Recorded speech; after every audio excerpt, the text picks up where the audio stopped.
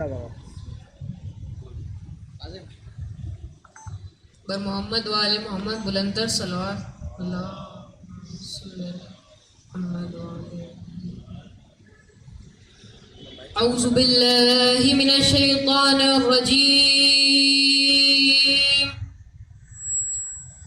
بسم اللہ الرحمن الرحیم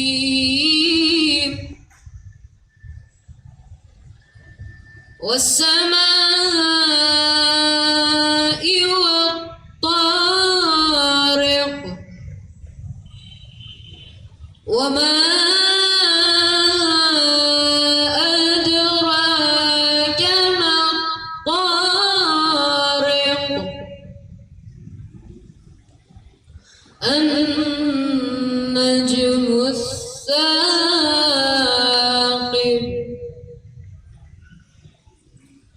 إن كل نفس لما عليها حافظ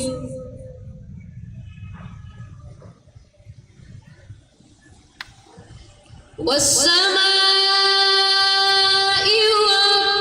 والطارق وما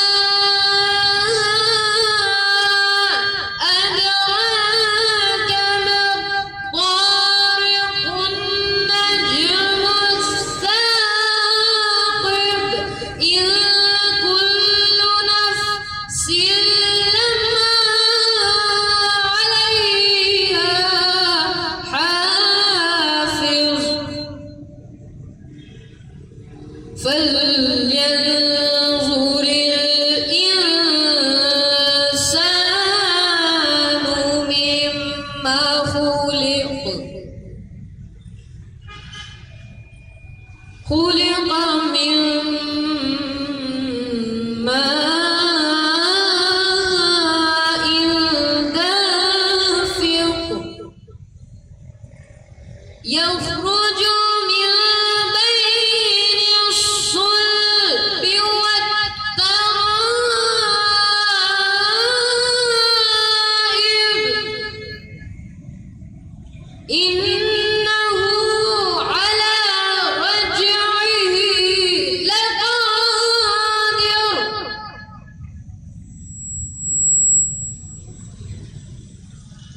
يوم تبلى السرائر فما له من قوة ولا ناصر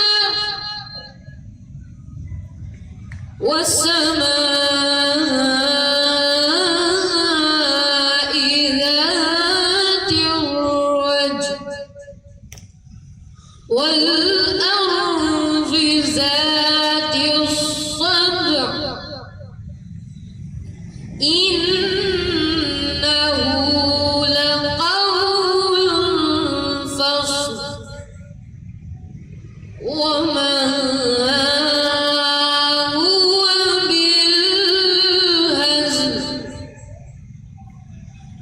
إنهم يكيدون كيدا وأكيد كيدا وأكيد كيدا فمهل الكافرين أمهلهم رويدا صدق اللہ العلی العظیم۔ ترجمہ شروع اللہ کے نام سے جو بڑا مہربان نہایت رحم کرنے والا ہے۔ آسمان اور رات کو آنے والے کی قسم، اور تم کیا جانو کہ طارق کیا ہے؟ یہ ایک چمکتا ہوا ستارہ ہے۔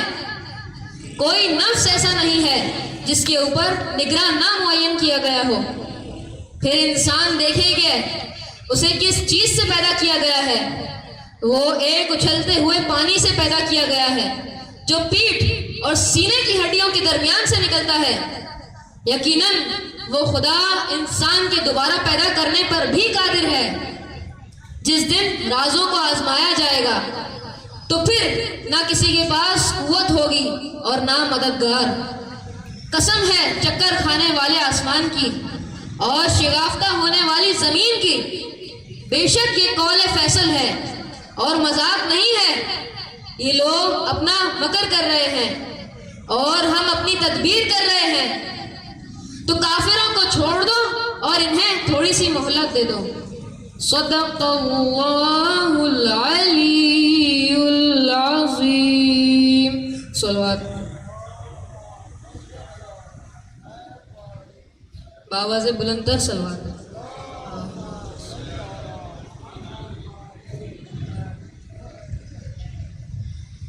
بھائی عباس تیرے غم میں کمر ٹوٹ گئی، بھائی عباس تیرے غم میں کمر ٹوٹ گئی، بھائی عباس تیرے غم میں کمر ٹوٹ گئی۔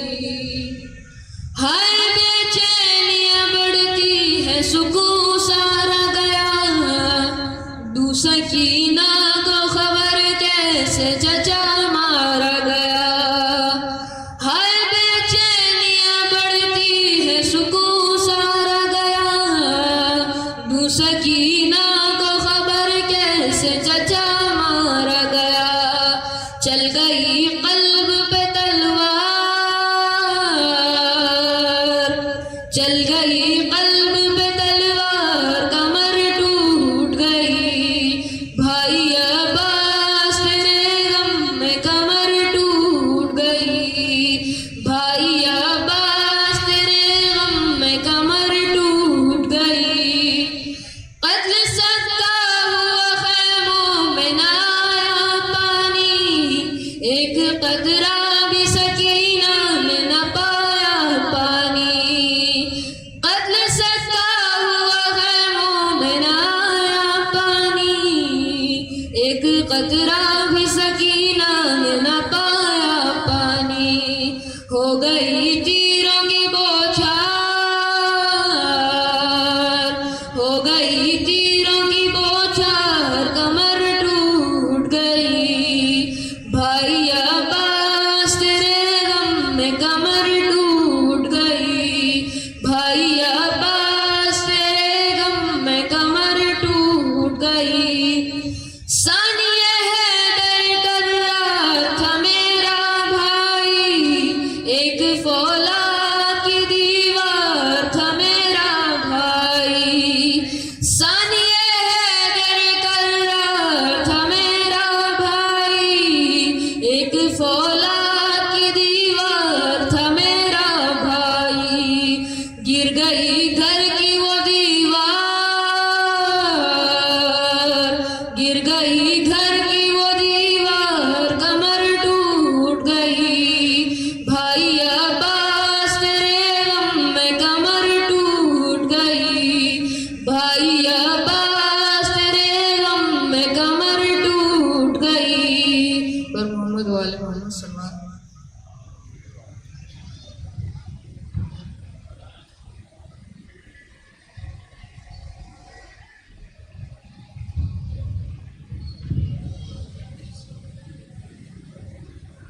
محمد وآل محمد صلوات صلی علی محمد۔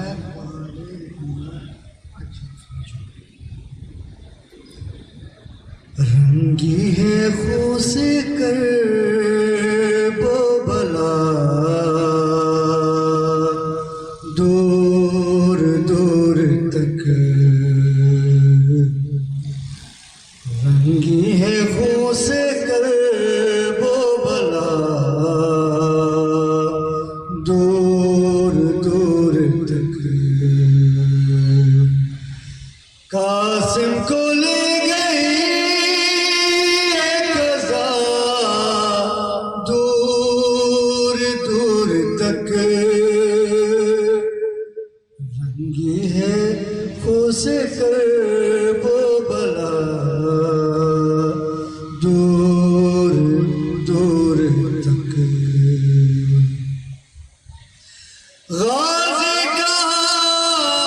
کہاں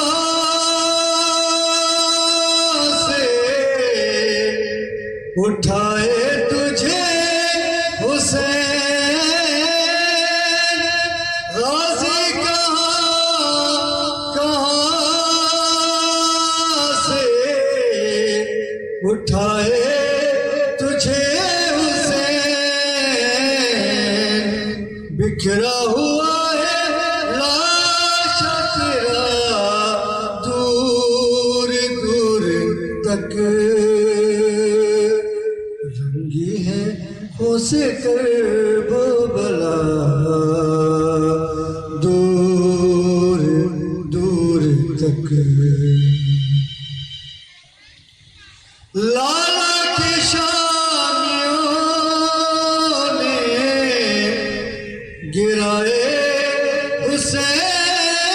حسین پر لالا کے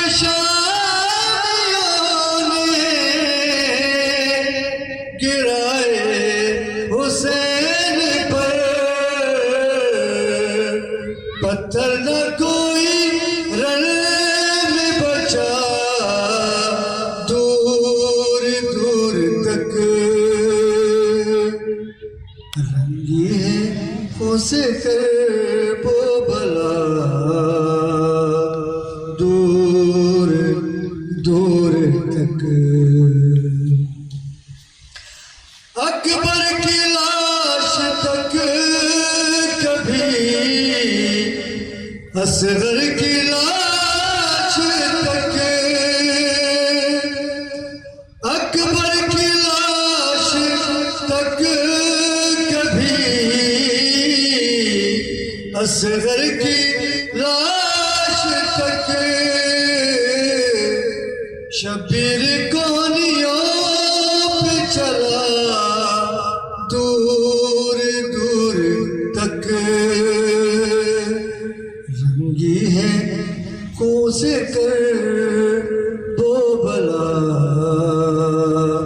دور دور تک چلتا تھا شیر بال سے تھامے سرے حسین چلتا تھا شیر بال سے تھامے سرے حسین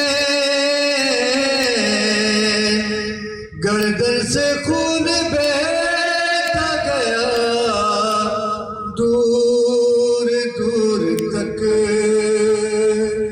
رنگی ہے کوسے کرب بلا دور دور تک کہتا تھا شیر نیزوں پہ اتنی کرو بلند کہتا تھا شیر نیزوں پہ اتنی کرو بلند سب کو دکھائی دے یہ ردا دور دور تک رنگی ہے کوسے کر وہ بلا دور دور تک پر محمد والے محمد صلی اللہ علیہ وسلم اب میں سوز و سلام کے لیے ملتمس ہوں حسن عسکری اور ان کے برادران سے کہ وہ آئے اور سوز و سلام پیش کریں پر محمد والے محمد صلی اللہ علیہ وسلم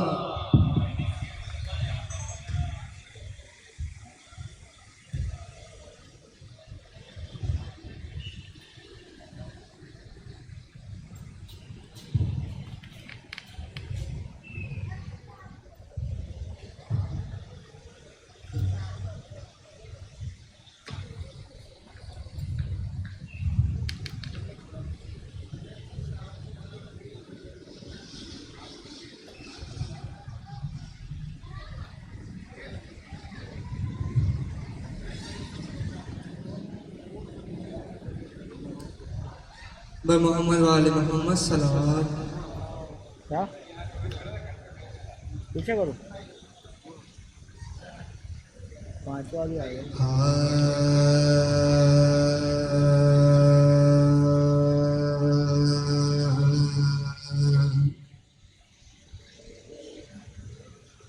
دعائے زہرا کی تعبیر ہے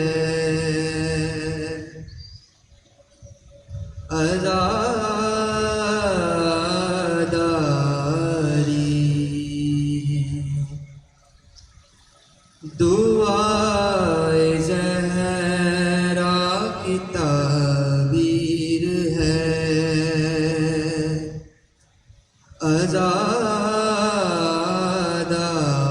عزاداری بقائے اس شبیر ہے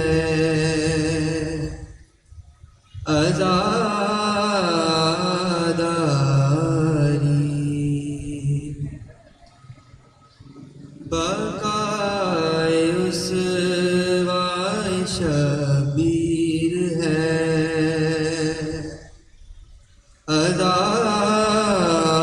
عزاداری کوئی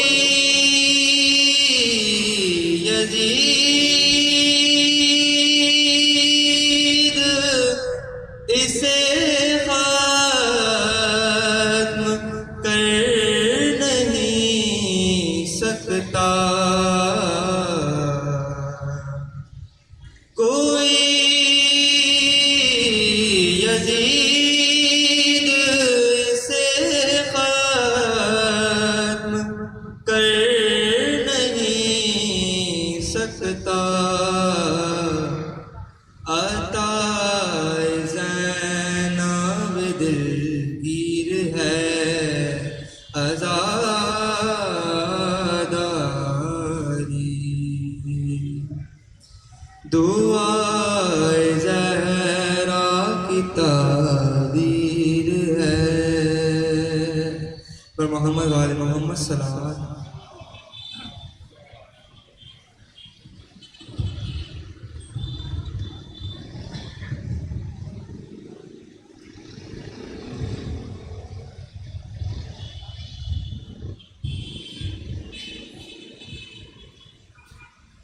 محمد وآل محمد صلوات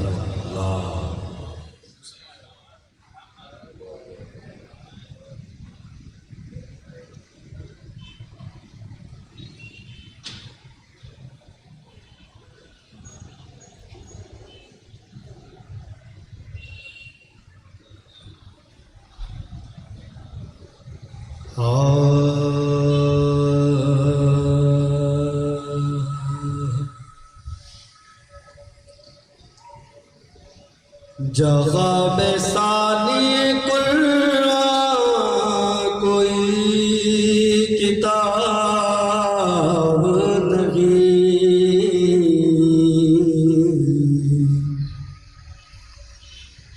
جہاں میں ثانی قرآن کوئی کتاب نہیں اور علی بھی ایک ہے ان کا کوئی جواب نہیں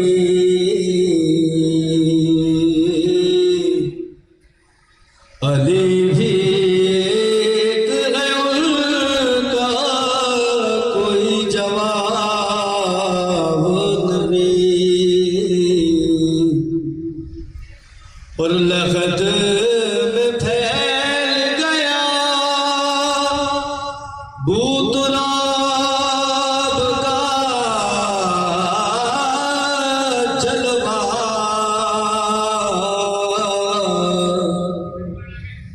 لہد میں پھیل گیا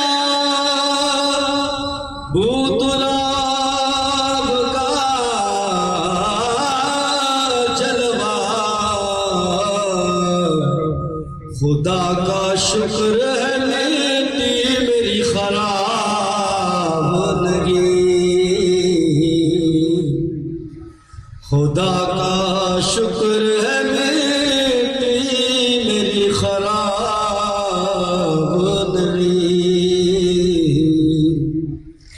جہاں میں ثانی قرآن کوئی کتاب نہیں.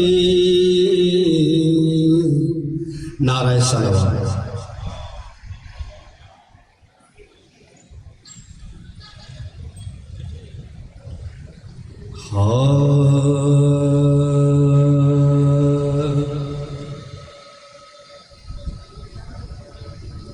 وہ نور حق رخ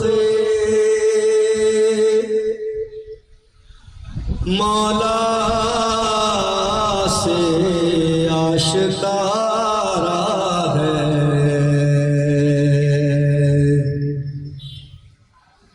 وہ نور حق رخ مولا سے آشکارا ہے کہ جس کے سامنے خورشید بھی ستارہ ہے.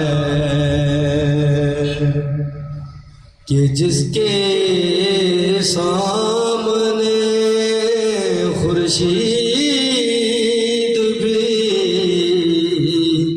ستارہ ہے. اور قمر میں داغ ہے تشبیہ اس سے دوں کیوں کر. قمر میں داغ ہے تشبیہ اس سے دوں کیوں کر. یہ نور وہ ہے کہ قرآن بھی جس کا پارا ہے. قمر میں داغ ہے تشبیہ اس دوں کیوں کر.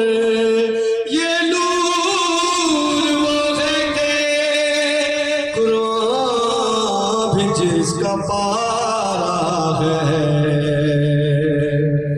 وہ نور حق رخ. نعرہ صلوات.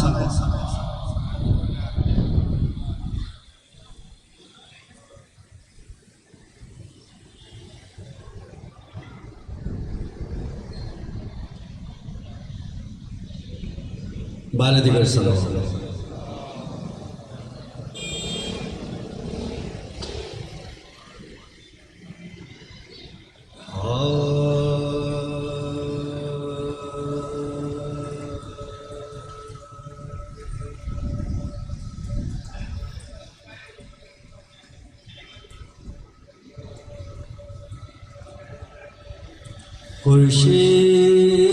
خورشید سر شام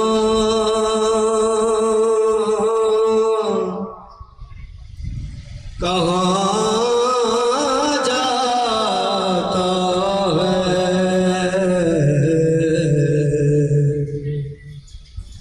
روشن ہے دبیر پر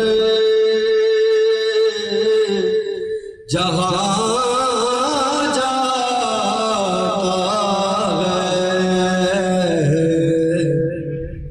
اور مغرب ہی کی جانب ہے مزار حیدر. مغرب ہی کی جانب ہے مزار حیدر. یہ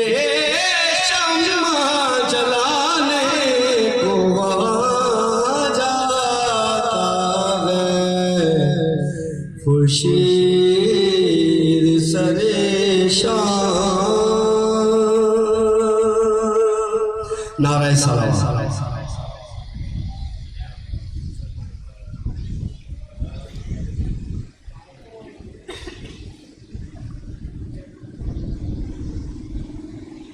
ہاں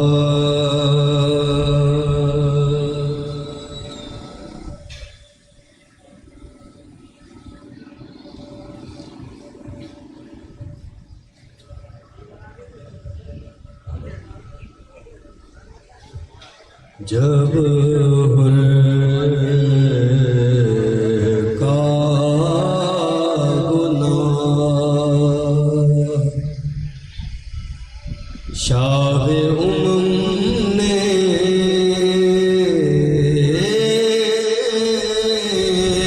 بخشا، جب کا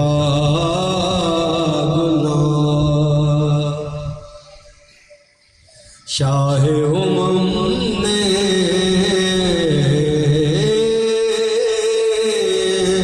بخشا، قطرے کو شراب بحر کرم نے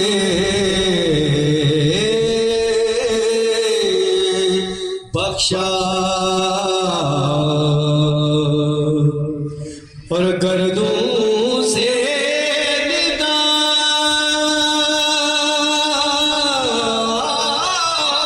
کے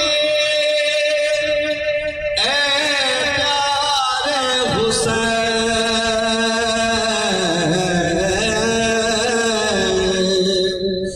گردوں سے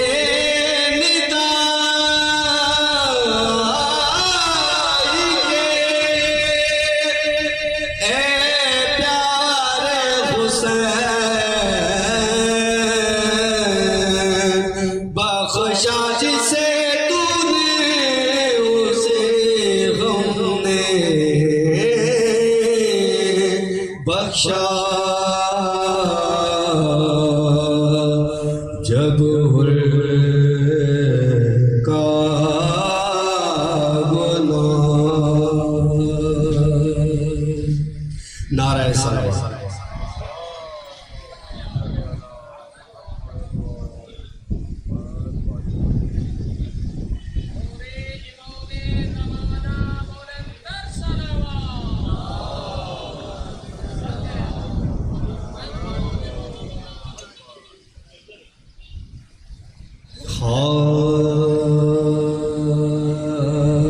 سلام کے چند شعر آپ کی سماعت سے نظر۔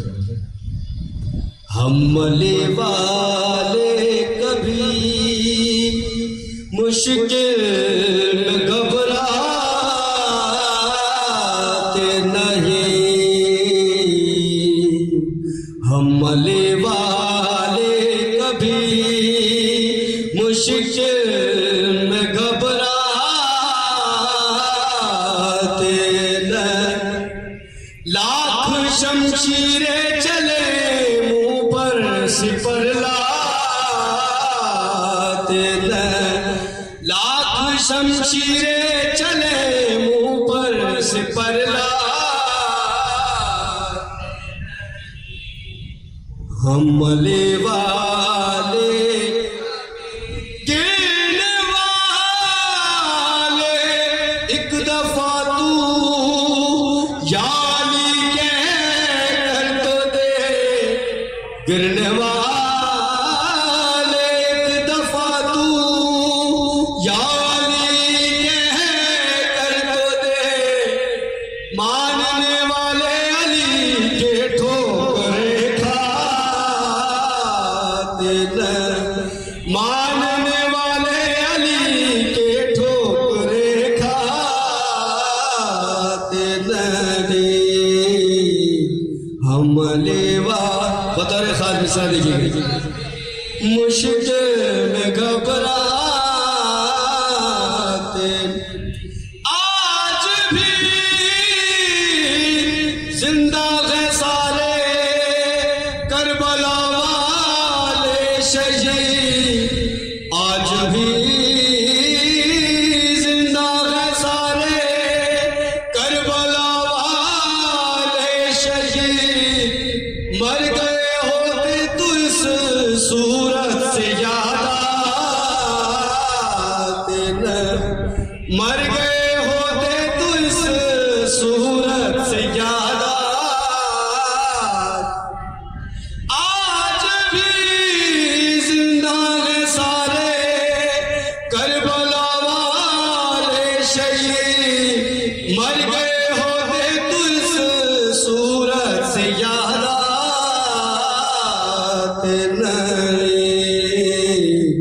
ہم لیوا اور ہو حسین ابن علی اکبر عباس ہو حسین ابن علی اکبر عباس ہو گلشن زہرا کے یہ پھول مرجھاتے نہیں گلشن زہرا کے یہ پھول مرجھاتے نہیں ہم لیوا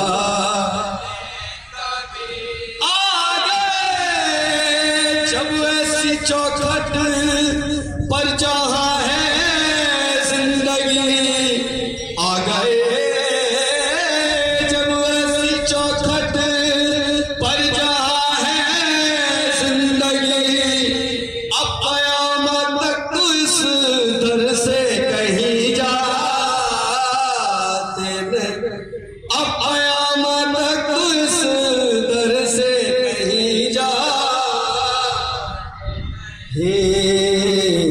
ہم لیوا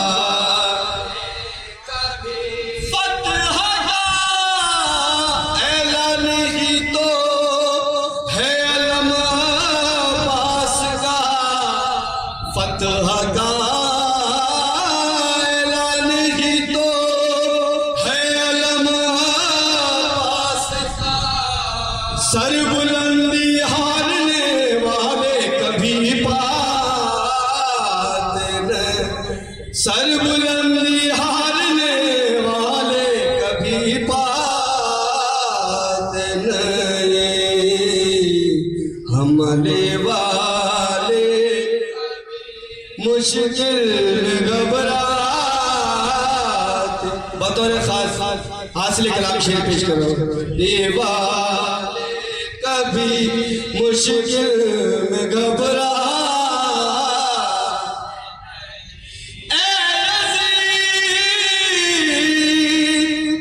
ابن علی سے طالب بیعت ہے کیوں اے یزید ابن علی سے طالب بیعت ہے کیوں یہ نظر میں تیرے جیسوں کو کبھی لاتے نہیں اے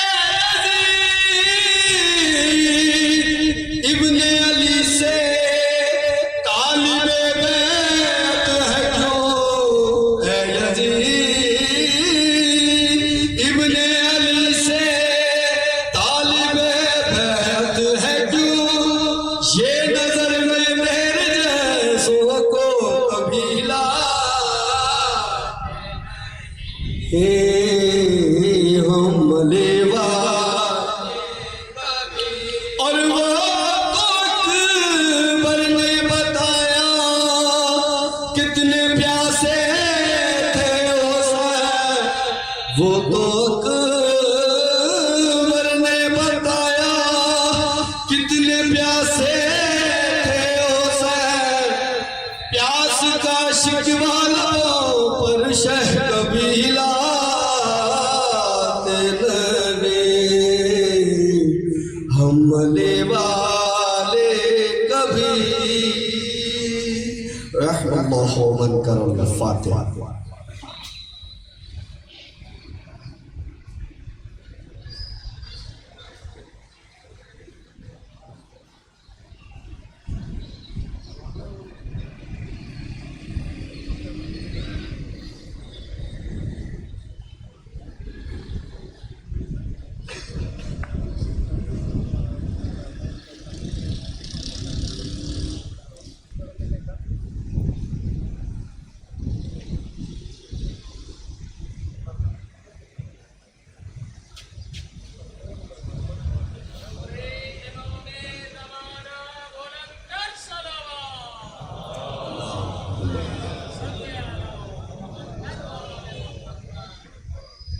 طفلان مسلم کے حوالے سے وصیت پیش کرو ایک مرتبہ مل کے درود پڑھے محمد و آل محمد.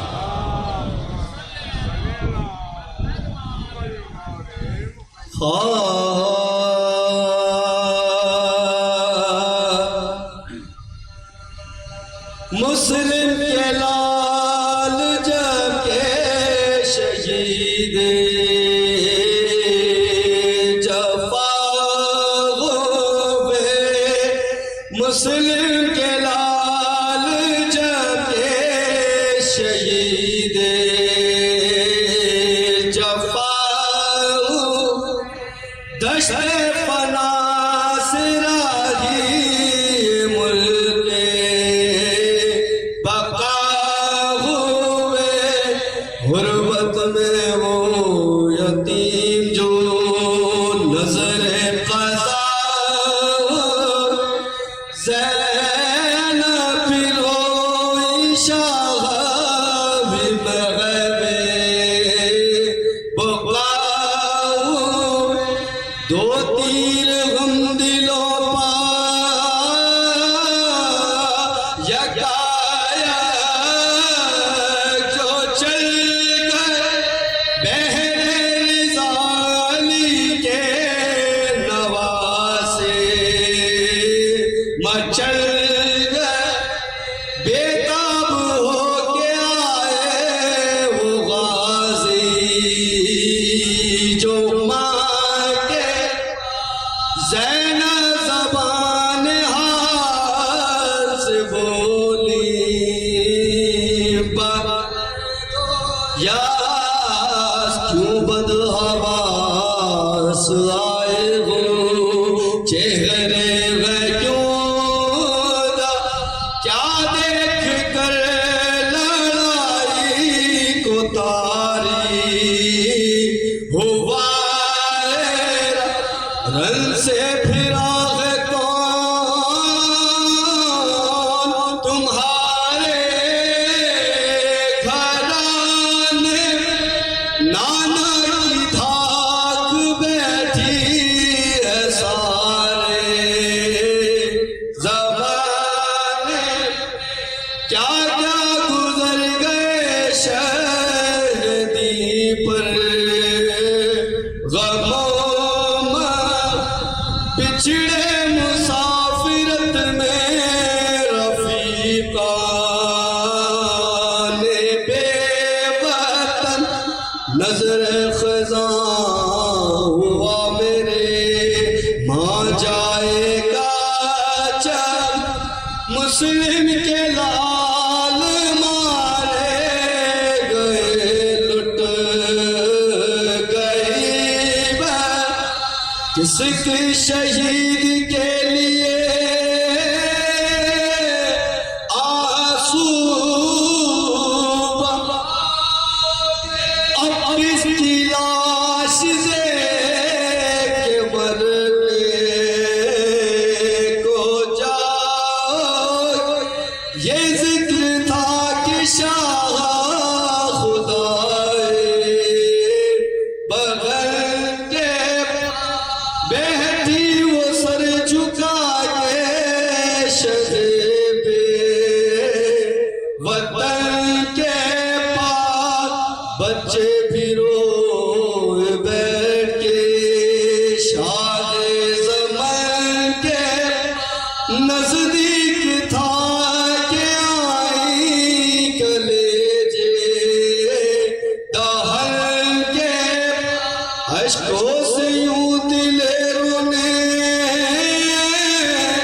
دامن بھگوئے، سبتین جس طرح غم زغرا میں روئے تھے، مسلم کے لال جب کے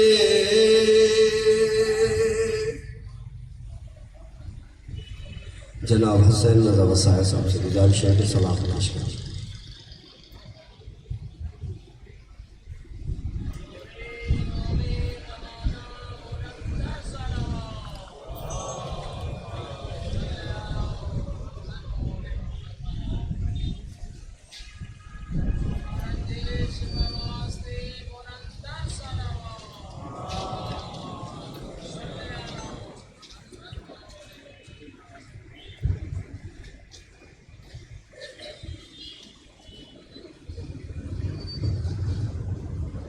بمحمد وآل محمد بلند الصلوات.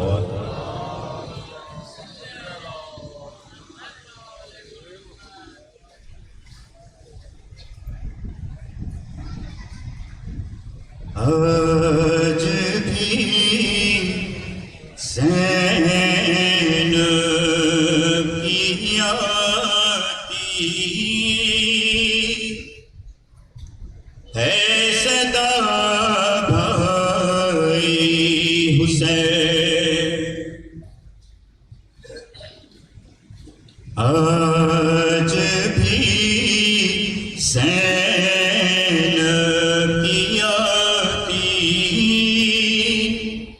ہے صدا بھائی حسین. تیرا چہرہ تیری آنکھیں بھول کب پائی حسین.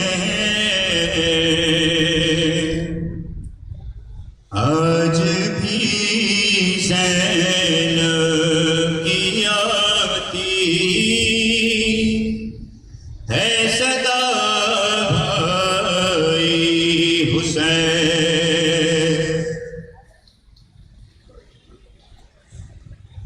چلتے نہ کیسے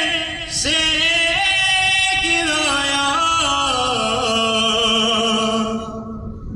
خود کو جلتی ریت پہ. چلتے نہ کیسے گرایا خود کو جلتی ریت پہ. گٹھنیوں کے بل میں تیری لاش تک آئی حسین.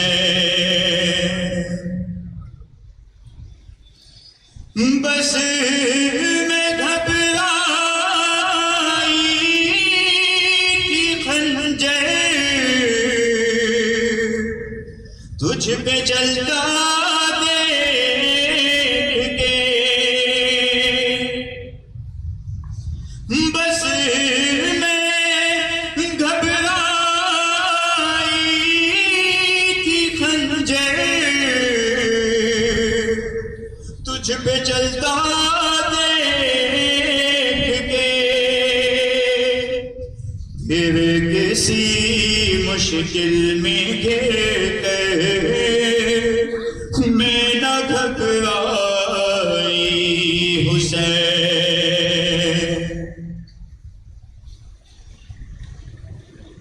کون تھا جو مرنے والوں میں نہیں تھا خوبرو. کون تھا جو مرنے والوں میں نہیں تھا خوبرو.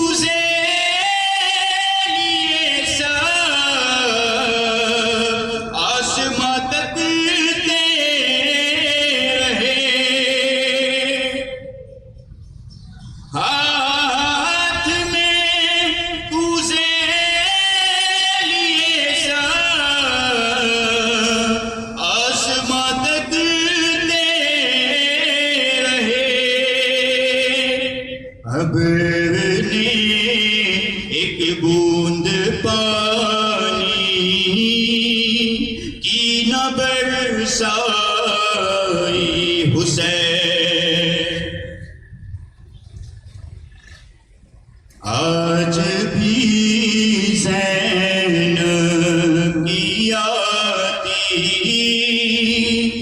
ہے صدا بھائی حسین،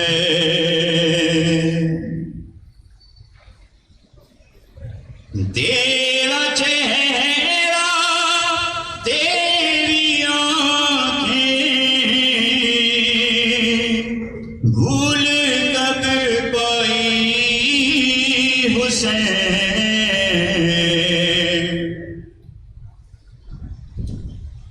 جلد نہ کیسے گرایا خود کو جلدی پہ، جلد نہ کیسے گرایا خود کو جلدی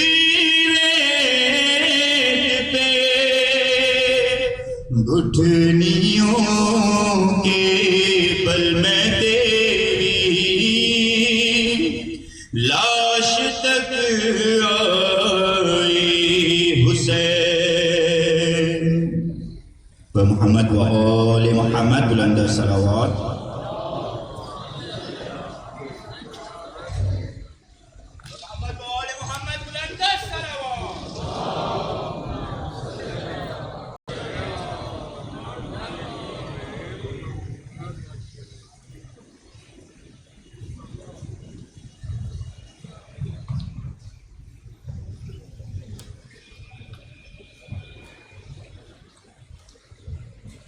إلى أرواح المؤمنين والمؤمنات نهدي ثواب الفاتحة.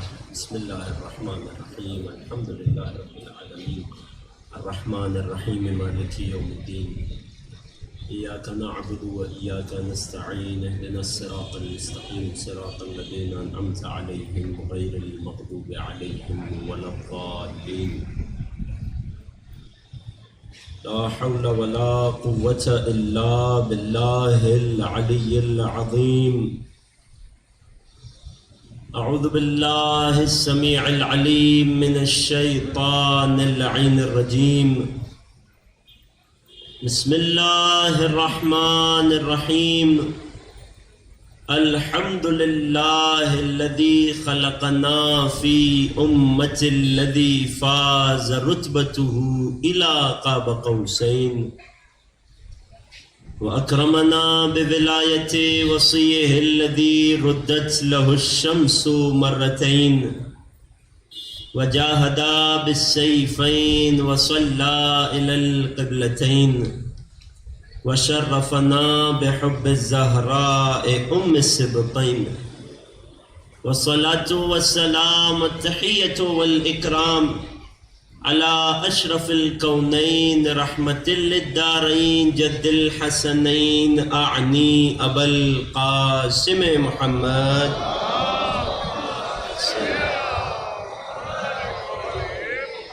وعلى أهل بيته الأطيبين الأطهرين رحمة الله على محبيهم، ولعنة الله على أعدائهم ومنكري فضائلهم وغاصبي حقوقهم أجمعين. أما بعد، فقد قال الله الحكيم في كتابه الكريم: بسم الله الرحمن الرحيم. أم يحسدون الناس على ما آتاهم الله من فضله، فقد آتينا آل إبراهيم الكتاب والحكمة وآتيناهم ملكا عظيما. صدق الله العلي العظيم. درود ہدیہ کیجئے محمد محمد. ابتدائی کلام آپ تمام حاضرین فرش عزا کی خدمت میں سلام علیکم ورحمۃ اللہ. پروردگار کا شکر بجا لاتے ہیں اس عظیم نعمت پر کہ پالنے والے نے ہمیں نعمت ولایت و براءت نصیب کی. اعزان گرامی، موضوع گفتگو سورہ مبارکہ نساء کی آیت نمبر 54 کے ذیل میں آل ابراہیم اور ملک عظیم، اس حوالے سے جو آیت منظور نگاہ ہے، پروردگار ارشاد فرما رہا ہے ام یحسدون الناس علی ما آتاہم اللہ من فضلہ، وہ لوگ کہ جو حق کا انکار کرتے ہیں، جو باطل کا اقرار کر بیٹھتے ہیں، ان کے اقرار کی ایک وجہ خدا بیان کر رہا ہے کہ شاید یہ حسد کرتے ہیں لوگوں سے ان چیزوں پر یا اس نعمت پر کہ جو اللہ نے لوگوں کو اپنے فضل سے عطا کی ہیں۔ بس اگر اے حبیب یہ لوگ حق کے انکاری حسد کی وجہ سے ہیں تو انہیں یاد دلاؤ کہ ہم نے اس سے پہلے بھی بہت سوں کو بہت کچھ عطا کیا۔ ہم نے آل ابراہیم کو کتاب بھی دی، ہم نے آل ابراہیم کو حکمت بھی دی، اور ہم نے آل ابراہیم کو ایک عظیم ملک، ایک عظیم اقتدار، ایک عظیم سلطنت عطا کی۔ آیت کا لہجہ ہی ایک پوشیدہ اعتراض کا جواب بن رہا ہے۔ خدا نے یہ نہیں کہا کہ ہم نے ابراہیم کو یہ چیزیں عطا کی، اور کیجئے گا عزیزوں، آیت نے یہ نہیں کہا کہ ہم نے فقط آتینا ابراہیم، ہم نے ابراہیم کو عطا کی، نہ، ابراہیم کو عطا ہونا تو لوگوں کو برداشت تھا، مگر پریشانی اس بات کی تھی کہ کہتے تھے ابراہیم تو خلیل اللہ بن گئے، ان کا تو ہم کچھ نہ بگاڑ سکے، مگر یہ آل ابراہیم کیوں اتنی نعمتوں میں ہے؟ اللہ نے حوالہ ہی آل ابراہیم کا دیا۔ ہم نے ابراہیم کو تو چھوڑ دو، ہم نے ان کی آل کو کتاب دی، حکمت دی اور عظیم سلطنت دی۔ اب جب قرآن کی یہ آیت نازل ہو گئی تو خبردار کوئی یہ کہتا دکھائی نہ دے کہ نبوت اور خلافت ایک گھر میں جمع نہیں ہوگی۔ اس کا یہ کہنا قرآن پر اعتراض ہے، اس آیت پر اعتراض ہے۔ اللہ کہہ رہا ہے ہم نے ابراہیم کو بھی نبوت عطا کی ہے، آل ابراہیم کو بھی کتاب، حکمت اور ملک عظیم دی۔ تو جب ابراہیم اور آل ابراہیم کو یہ نعمتیں مل سکتی ہیں تو پھر فخر ابراہیم اور فخر آل ابراہیم یعنی محمد و آل محمد کیوں کر محروم رہیں گے؟ محمد نہیں عزیز اس طرح نہیں، مل کر ایک درود پڑھیے محمد۔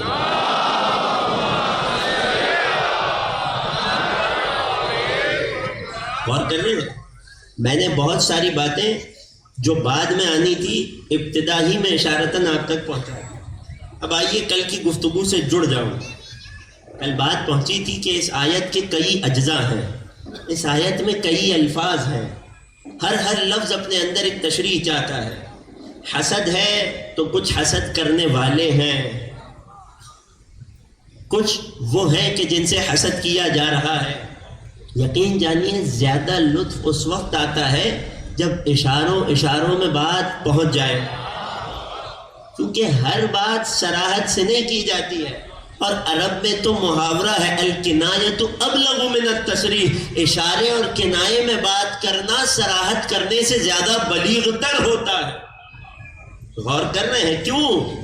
کیونکہ جس تک بات پہنچانی ہو پہنچ بھی جاتی ہے، جو بات پہنچانے کے لائق نہ ہو اس تک پہنچتی بھی نہیں، جسے کہتے ہیں کہہ بھی دیا اور کہا بھی نہیں۔ جب حسد ہے تو کچھ ہیں جو حسد کرنے والے ہوں گے، کچھ ہیں کہ جو محسود ہوں گے، محسود کہتے ہیں جن سے حسد کیا جائے، اور کچھ وہ نعمتیں ہوں گی، اللہ کے وہ فضل ہوں گے کہ جن پر یہ حسد کرنے والے حسد کر رہے ہوں گے۔ کل میں نے حسد کی کچھ حقیقت، کچھ حیت آپ کی خدمت میں پیش کی تھی کہ کسی کو کچھ مل جائے تو دل میں یہ خیال آئے یہ اسے کیوں ملا، یہ اس سے چھن جائے۔ ایک بار ہے دل میں فقط خیال کا آنا، یہ برا ہے، یہ اخلاقی برائی ہے، لیکن یہ گناہ نہیں ہے۔ یہ اخلاقی برائی گناہ کب بن جاتی ہے؟ جب انسان اس خیال کے نتیجے میں کوشش میں لگ جائے کہ سامنے والے سے نعمت چھن جائے۔ تب یہ برا خیال گناہ میں، نافرمانی میں تبدیل ہو جاتا ہے. بات پہنچ رہی ہے؟ یہ حسد اتنی عجیب صفت ہے، خدا ہم سب کو محفوظ رکھے حسد سے بھی اور حاسدوں سے بھی. اتنی عجیب چیز ہے کہ مولا کائنات امیر المؤمنین حضرت علی ابن ابی طالب علیہ السلام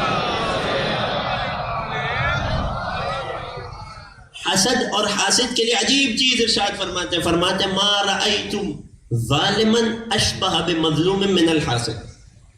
میں نے ایسا کوئی ظالم نہیں دیکھا جو ہے تو ظالم مگر اپنی حالت کی وجہ سے مظلوم سے شباہت رکھتا ہے ظالم مگر بیچارہ مظلوم دکھائی دیتا ہے.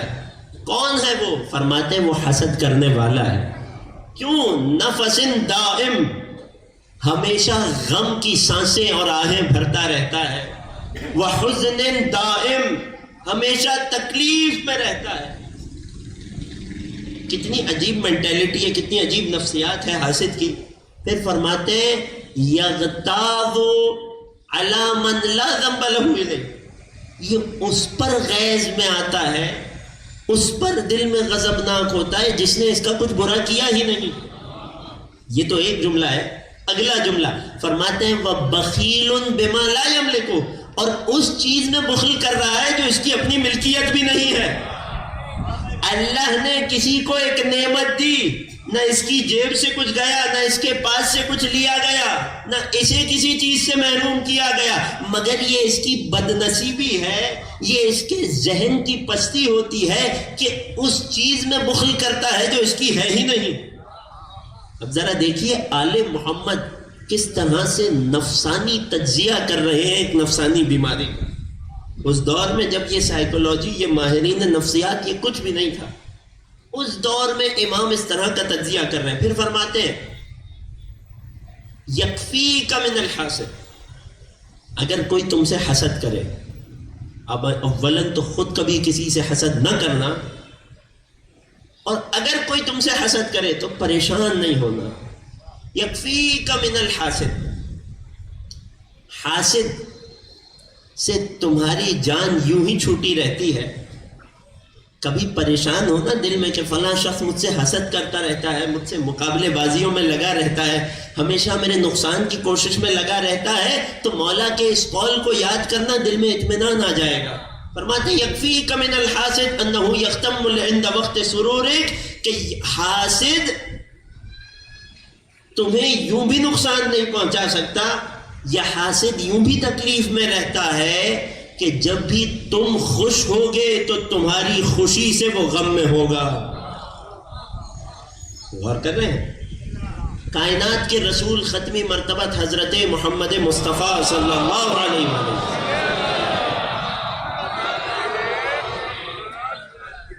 یقین جانیے یہ سب اخلاقی باتیں ہیں، بہت اہم ہیں، مگر یہ سب باتیں تمہید ہیں، یہ راستہ ہیں، ایک منزل ہے کہ جس تک آپ کو پہنچانا ہے. اور انشاءاللہ کہ آج کی گفتگو میں ہم کوشش کر کے اس منزل کو پائیں گے. اگر آپ کی توجہ اور آپ کا ساتھ ابتدا سے آخر والوں تک میرے ساتھ رہا، اگر آمادہ ہیں تو ابتدا سے آخر تک نبی کی عظمت پر ان کی شان کے مطابق ایک درود پڑھ دیجیے.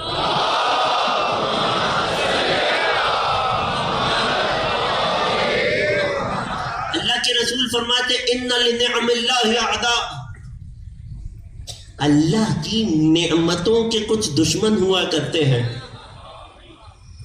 اللہ کی نعمت ہے، اللہ کے بندوں کے دشمن تو دیکھے ہیں، اللہ کے اولیاء کے دشمن بھی دیکھے ہیں.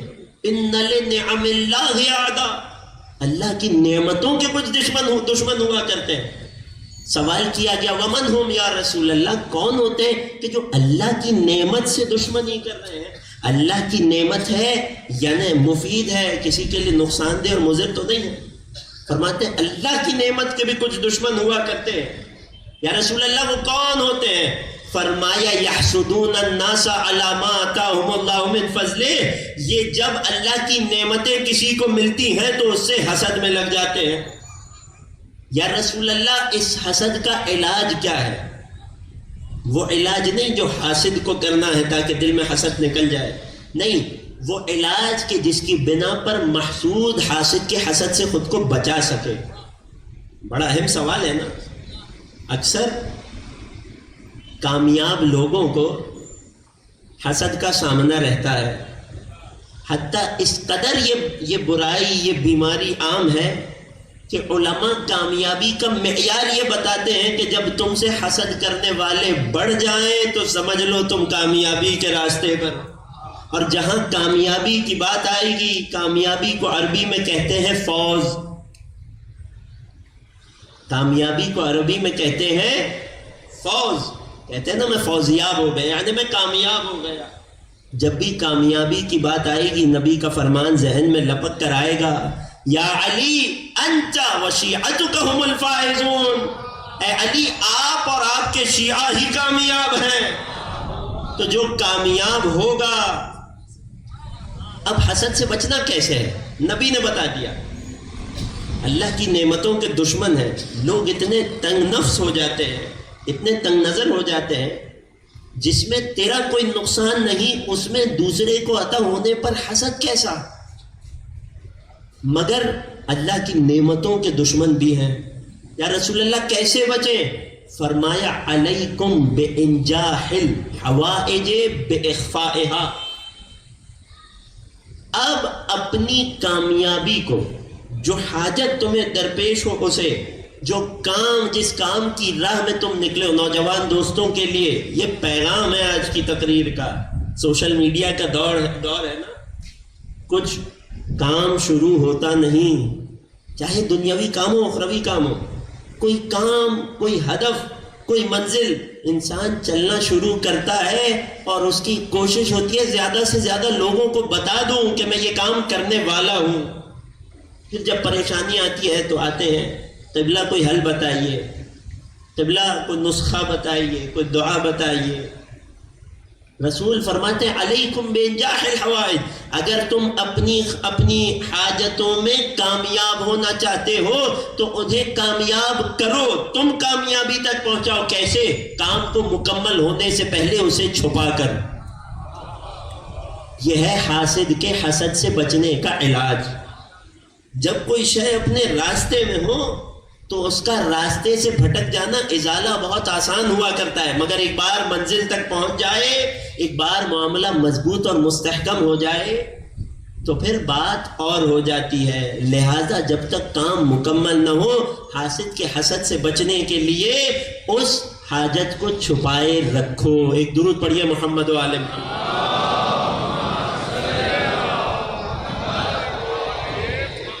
یہاں تک بات آ گئی. اب ذرا ایک اور جہت سے غور کیجئے. رسول نے کیا فرمایا؟ اللہ کی نعمت کے بھی دشمن ہوتے ہیں. کون؟ کے جو حسد کرنے والے ہوتے ہیں.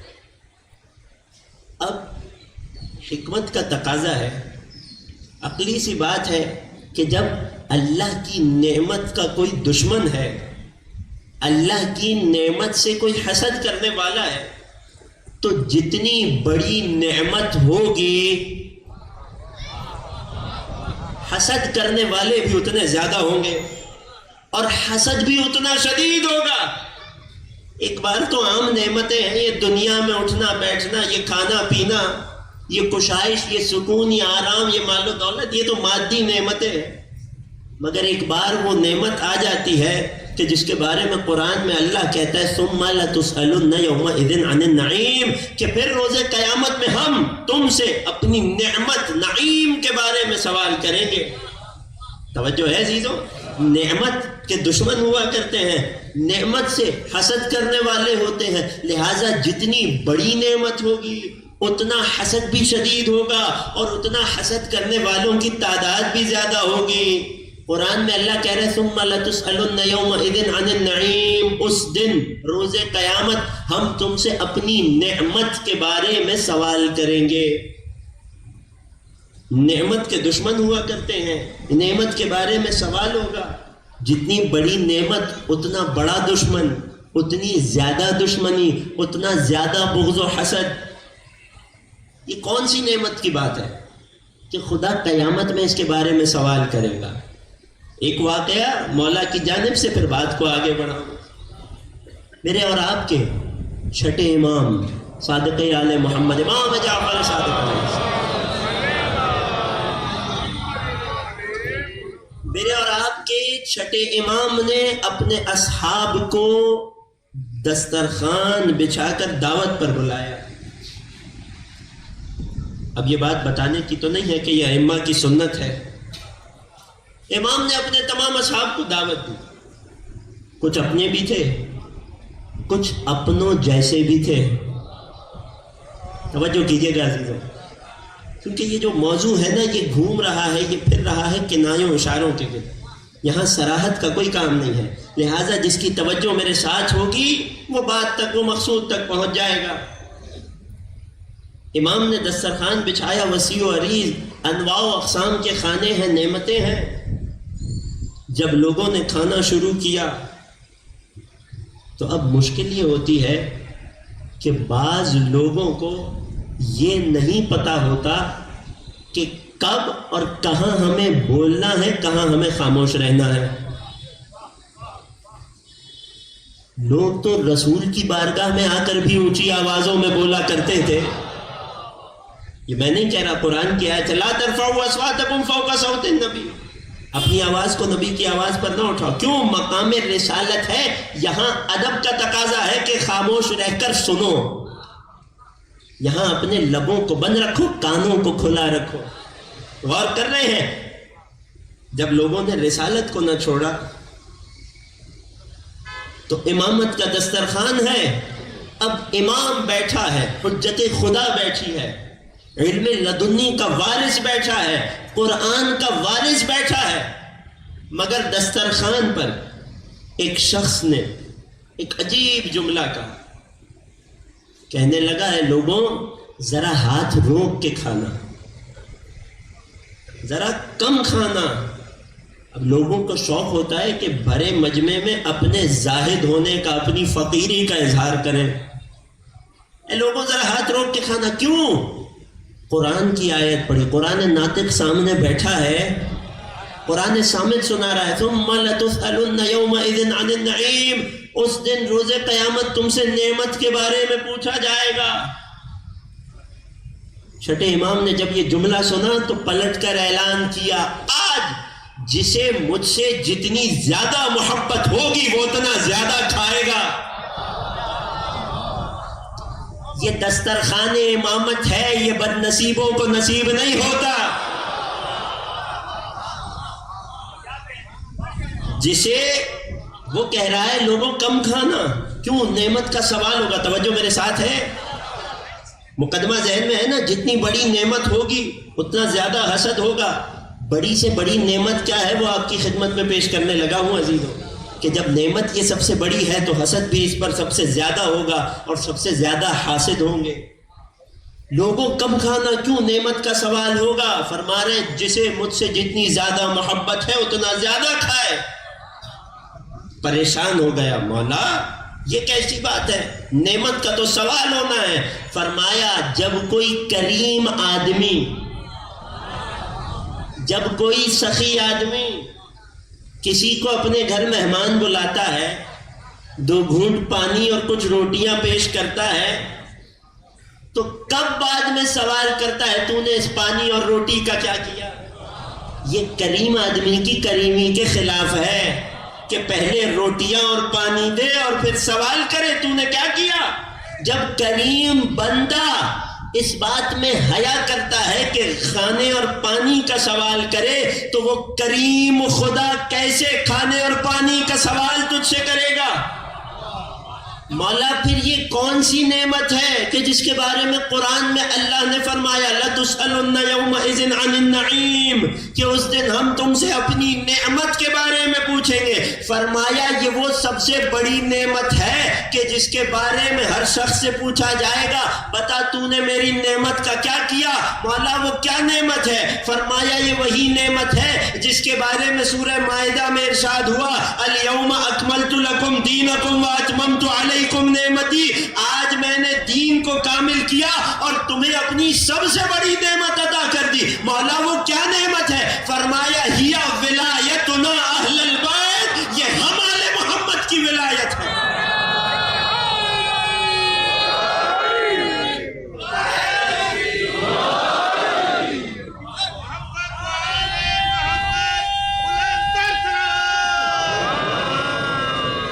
سے دل کی.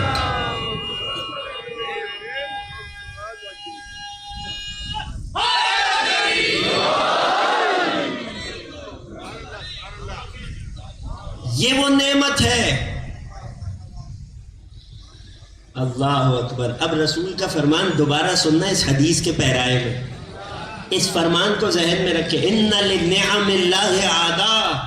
اللہ کی نعمتوں کے کچھ دشمن ہوا کرتے ہیں جن سے نعمت برداشت نہیں ہوتی. سب سے بڑی نعمت جو توحید اور نبوت کے بعد اللہ نے ہمیں نصیب کی وہ نعمت ولایت امیر ہے.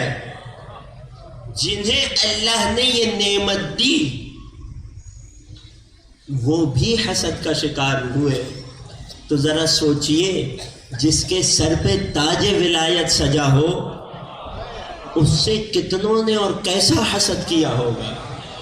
بات پہنچ گئی. ایک درود پڑھیے محمد و آل محمد کو.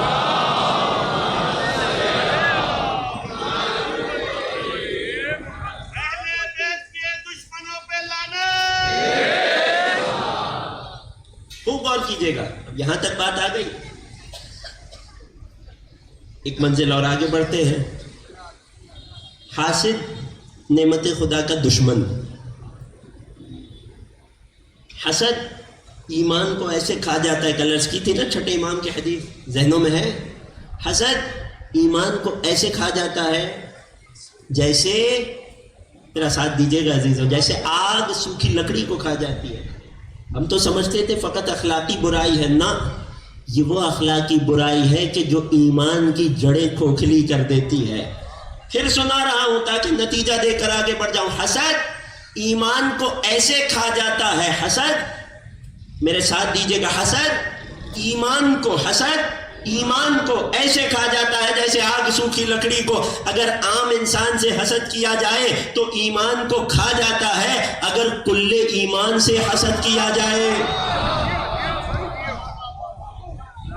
غور کر رہے ہیں, حسد ایمان کو ایسے کھا جاتا ہے جیسے آگ سوکھی لکڑی کو. مولا, حسد کا ایمان سے کیا تعلق؟ حسد عقیدے کو کیوں کھا رہا ہے؟ چند وجوہات ہیں, چند اسباب ہیں. بہت تیزی سے گزر جاؤں گا. پہلا سبب یہ ہے کہ اگر انسان حسد پر غور کرے, اور یہی کرنے تو ہم آئے ہیں تاکہ آیت کو سمجھ سکیں, تو حاسد در حقیقت کیا کر رہا ہے؟ حاسد اس بندے پر کہ جس سے یہ حسد کر رہا ہے اس پر اعتراض نہیں کر رہا. اسے اللہ نے جس نے اسے نعمت سے نوازا ہے اس اللہ کی حکمت پر سوال کر رہا ہے. جب اس کے دل میں یہ خیال آ رہا ہے کہ اسے کیوں یہ نعمت ملی, یہ تو حقدار نہیں ہے, تو اس کا مطلب یہ اللہ کی تقسیم پر اعتراض کر رہا ہے. یہ اعتراض پلٹتا ہے خدا کی جانب, خدا کی حکمت کی جانب, خدا کی تقسیم کی جانب. اور وہ کہ جو خدا کے عدل میں شک کرنے لگے, غور کر رہے کیوں حسد ایمان کو کھا جاتا ہے. ایک جہت یہ ہے کہ چونکہ حسد کرنے والا اللہ کی تقسیم سے راضی نہیں ہے, اسی وجہ سے حسد کی بہترین ضد اور حسد کا بہترین علاج قناعت کو قرار دیا گیا ہے کہ جتنا ہو اسے کافی سمجھنا, اس پر شکر کرنا.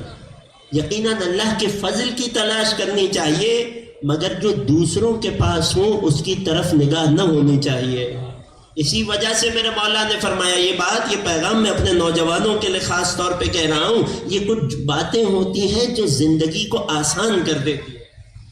میرے مولا نے فرمایا الغنى الاکبر, ہر کسی کو دولت مند ہونے کی تلاش ہے نا, ہر کسی کو غنی ہونے کی تلاش ہے, بے نیاز ہونے کی تلاش ہے. فرماتے ہیں الغنى الاکبر, سب سے بڑی دولت یہ. میرے نوجوانوں توجہ سے سننا, جتنا بھی بینک بیلنس بنا لو, جتنا بھی مال و زر اکٹھا کر لو, سکون اور چین نہیں آئے گا جب تک یہ دولت نہ ہو. الغنى الاکبر, سب سے بڑی دولت یہ ہے. الیأس عما فی ایدی الناس, جو دوسروں کے ہاتھوں میں ہے اس سے نا امید ہو جاؤ. اسی کو قناعت کہتے ہیں نا. غور کر رہے ہیں, حاسد چونکہ اللہ کی تقسیم پر شک کر رہا ہے, اللہ کی قسمت پر اعتراض کر رہا ہے, لہذا اس کا حسد اس کی توحید کو خراب کر رہا ہے، یہاں تک کہ اس کا حسد اسے توحید کے انکار تک لے جاتا ہے۔ کل ابلیس کی مثال پیش کر چکا ہوں، ذہنوں میں ہے نا۔ سوال یہ اٹھتا ہے کہ حسد کے جو دشمن ایمان ہے، جو دشمن دین ہے، اس حسد کا منشا کیا ہے؟ کیوں حاسد کے دل میں حسد پنپتا ہے؟ اور محسود میں ایسی کون سی صفات یا خصوصیات ہوتی ہیں کہ حاسد اس سے حسد کرتا ہے؟ حاسد کی صفات اور محسود کی صفات، بس آج یہ آپ تک پہنچاؤں گا اور زحمت کو تمام کر دوں گا۔ اگر آمادہ ہیں تو ابتدا سے آخر تک ایک اور درود پڑھیے، محمد و آل محمد۔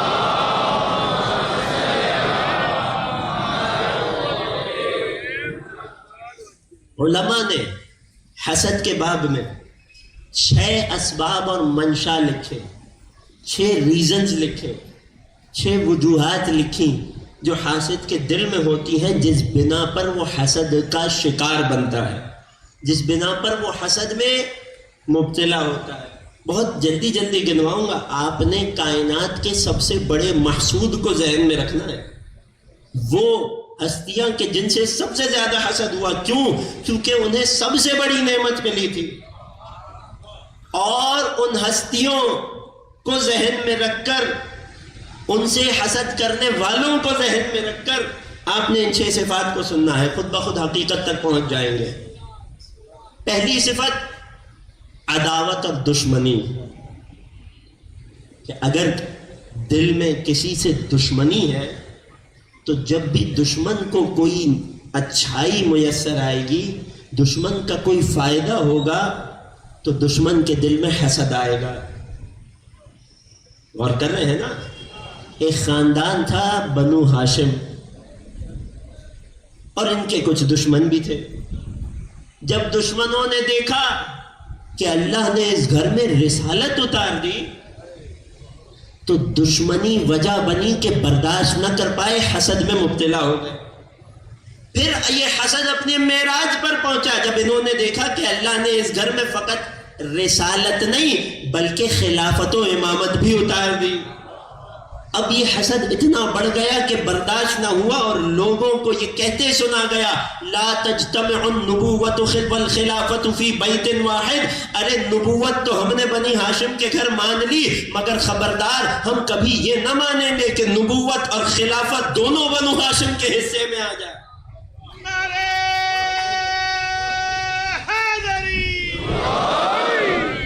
اور پھر ان حسد کرنے والوں کو جب تخت ملا، واقعہ کربلا کے بعد یزید بدبخت تخت پہ بیٹھ کر یہ کہتا سنا گیا، اور تمام مسلمان مورخین نے ان اشعار کو لکھا کہ لعین کہتا ہے، لعبت ہاشم بالملک فلا خبر جاء ولا وحی نزل، کہ یہ تو والعیاذ باللہ بنی ہاشم کا کھیل تھا تاکہ ملک کو حاصل کر لیں۔ اب ملک پر بات آنی ہے نا عزیزوں، تاکہ ملک کو حاصل کرنے، وگرنہ کہتا ہے والعیاذ باللہ نہ کوئی وحی آئی تھی، نہ کوئی کتاب اتری تھی، نہ کوئی نبوت تھی۔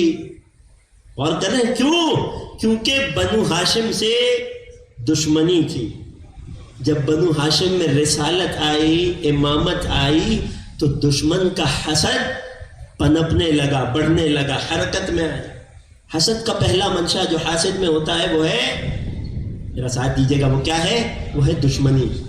دوسرا منشا تکبر، یعنی کیا؟ اگر میں خود کو کسی سے برتر سمجھتا ہوں، کسی کو اپنے آپ سے کمتر سمجھتا ہوں، تو اس کمتر کو جب بھی کوئی بڑی نعمت ملے گی میں حسد کا شکار ہو جاؤں گا۔ کیوں؟ کیونکہ میرے دل میں یہ وہم تھا کہ چونکہ میں اس سے برتر، اس سے افضل، اس سے بہتر ہوں، لہذا یہ نعمت تو میرے حصے میں آنی چاہیے تھی۔ نہیں معلوم عزیزوں میرے اشارے کس حد تک آپ تک پہنچ رہے ہیں؟ مجھے ایسا لگتا ہے کہ کچھ کمی رہ جائے گی، لہٰذا ایک مثال دے دوں۔ عرب کے بڑے بڑے خاندانوں کے بڑے بڑے رئیس، بڑے بڑے تاجر، بڑے بڑے دولت مند ملکۃ العرب خدیجہ طاہرہ کے گھر رشتہ لے کر گئے، مگر خدیجہ طاہرہ نے سب کو ٹھکرا دیا۔ پھر ان تمام تاجروں نے، قریش کے ان بڑے بڑے سرداروں نے، ان بڑے بڑے دولت مندوں نے، تاجروں نے یہ منظر دیکھا کہ یتیمی میں پل کر جوان ہونے والے ایک عام سے دکھنے والے تاجر کو خدیجہ نے ہاں کر دی۔ اس دن سے لوگ محمد عربی کے حسد میں مبتلا تھے۔ ایک درود پڑھیے رسول کی ذات گرامی۔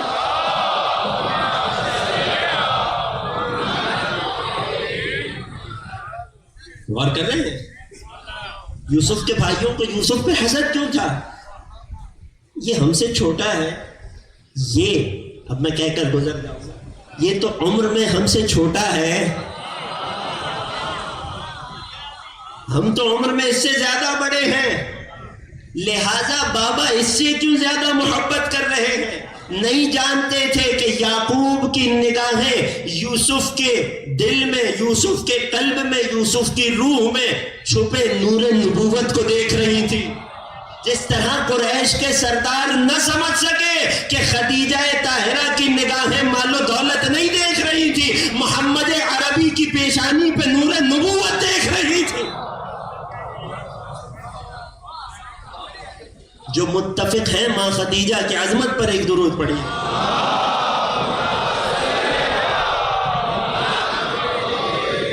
نہیں عزیزوں، میری شہزادی کا حق ہے، اس سے بہتر صلوات ہدیہ کیجیے۔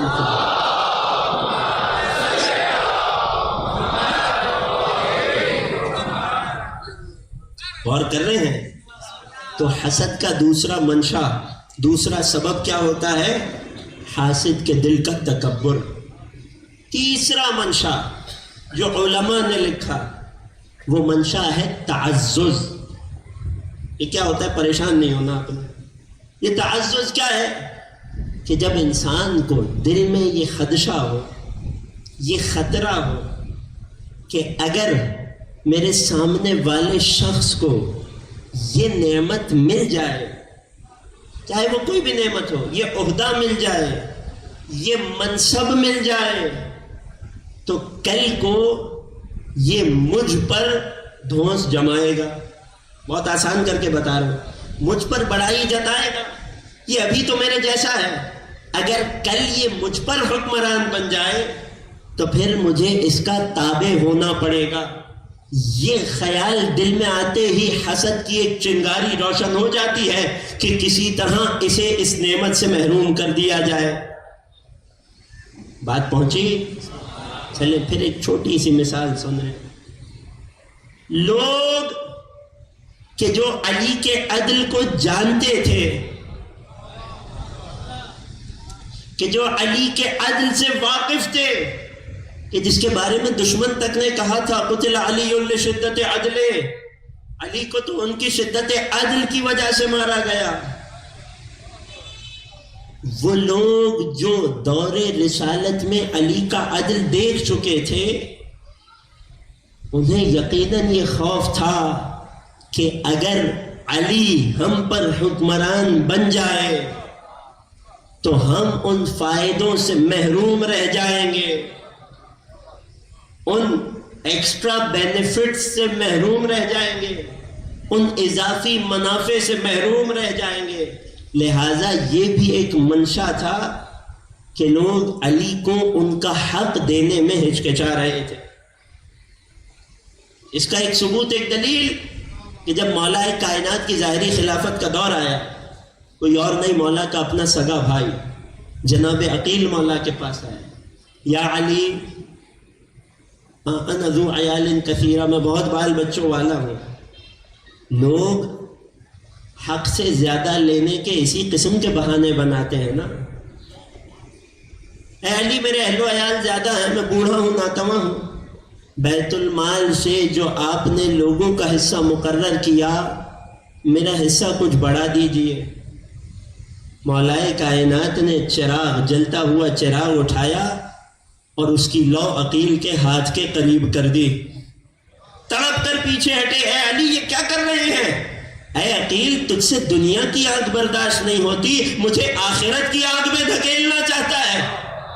اے عقیل خبردار، جس کا جتنا حصہ معین ہے میں سب کو برابر سے تقسیم کروں گا، میں رسول کی سنت پہ چلوں گا۔ ایک درود پڑھیے مولا کی عظمت پر۔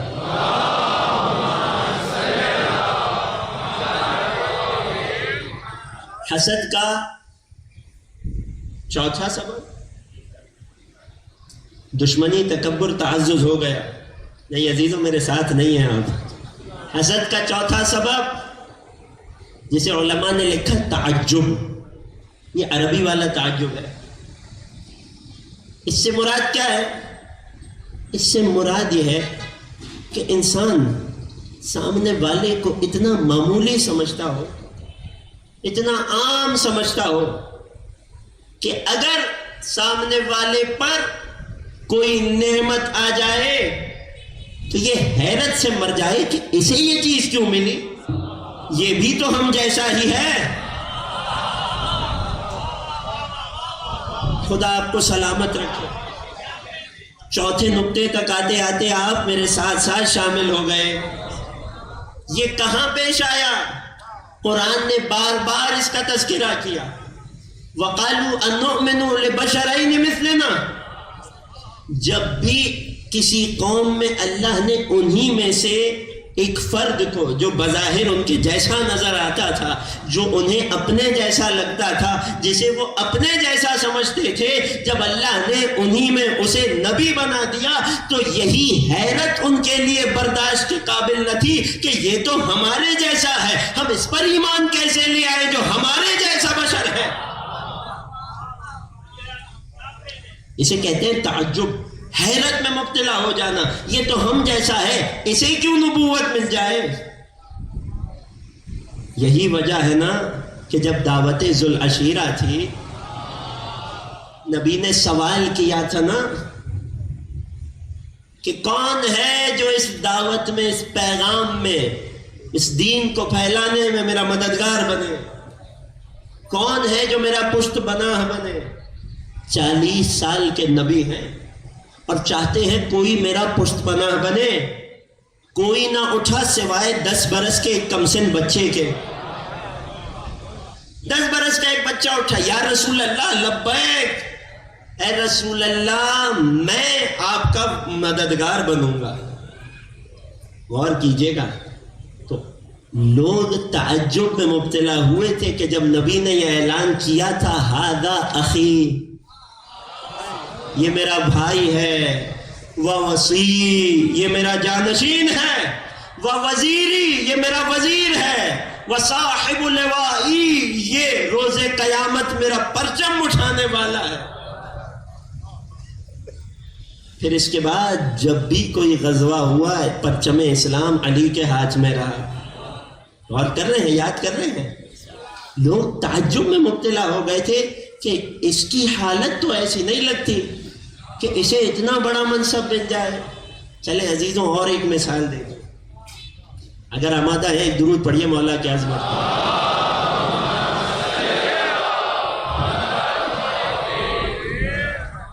جب معرکہ خیبر کو 39 دن گزر گئے، میں کیا کروں کہ خیبر سے ہماری جان ہی نہیں چھٹتی۔ ہم جب خیبر کو بھولنا چاہتے ہیں دنیا ہمیں پھر یاد دلا دیتی ہے۔ خیبر کے معرکے کو 39 دن گزر گئے تھے کہ جب نبی نے 39 دن گزرنے کے بعد قریب تھا کہ اسلام کا چہلم ہو جاتا، نبی نے سب کو جمع کیا، بس اب بہت ہو گیا، تم سب نے کوشش کر لی، تم سب نے اپنی طاقت آزما لی۔ اور کیفیت یہ تھی، مورخین مسلمین نے لکھا کہ جب نبی بھیجتے تھے لشکر پر کسی کو سالار بنا کر، کسی کو علم بردار بنا کر، تو جب لوٹتے تھے یجبنونہ ویجبنہ، امیر اپنے لشکر کی شکایت کرتا تھا، لشکر اپنے امیر کی شکایت کرتا تھا۔ نبی نے 40ویں رات فرمایا کہ اب فیصلہ کن بات ہوگی، بہت کھیل تماشا ہو گیا۔ لَأُعْطِيَنَّ الرَّایَةَ غَدًا، کل میں علم اسے دوں گا، رجلن کرارن غیر فرارن یحب اللہ ورسولہ ویحبہ اللہ ورسولہ. یہاں تک تو سب تھے. یفتح اللہ علی یدیہ، اللہ کل اس کے ہاتھوں پہ فتح نصیب کرے گا. جب رات میں یہ اعلان ہوا تو لوگوں کو نہ جانے کیوں، اور وجہ بتاؤں گا، یہ یقین تھا کہ یہ خوش نصیب ہو نہ ہو کوئی ہم میں سے ہوگا. کیوں؟ کیونکہ وہ جو اسلام کا سب سے بڑا بہادر ہے، کان ارمد العین، اسے تو آشوب چشم کی شکایت ہے. اللہ اکبر.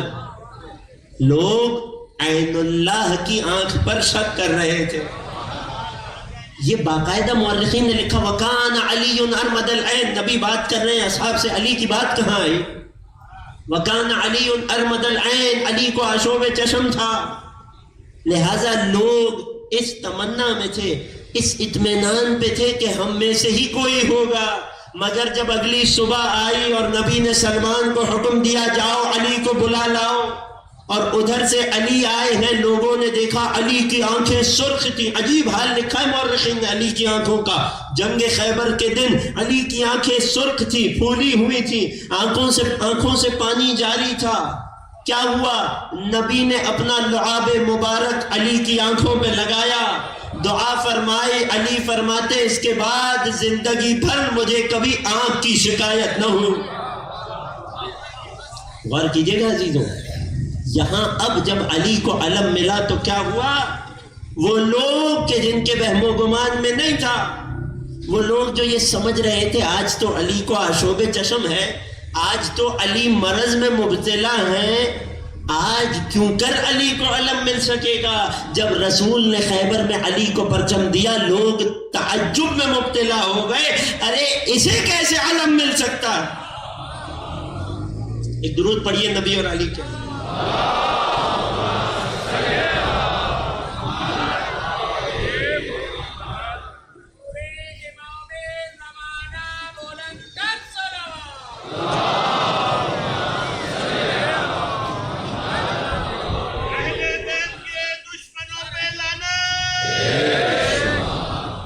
غور کر رہے ہیں، بات پہنچ رہی ہے. کتنے اسباب ہو گئے حسد کے؟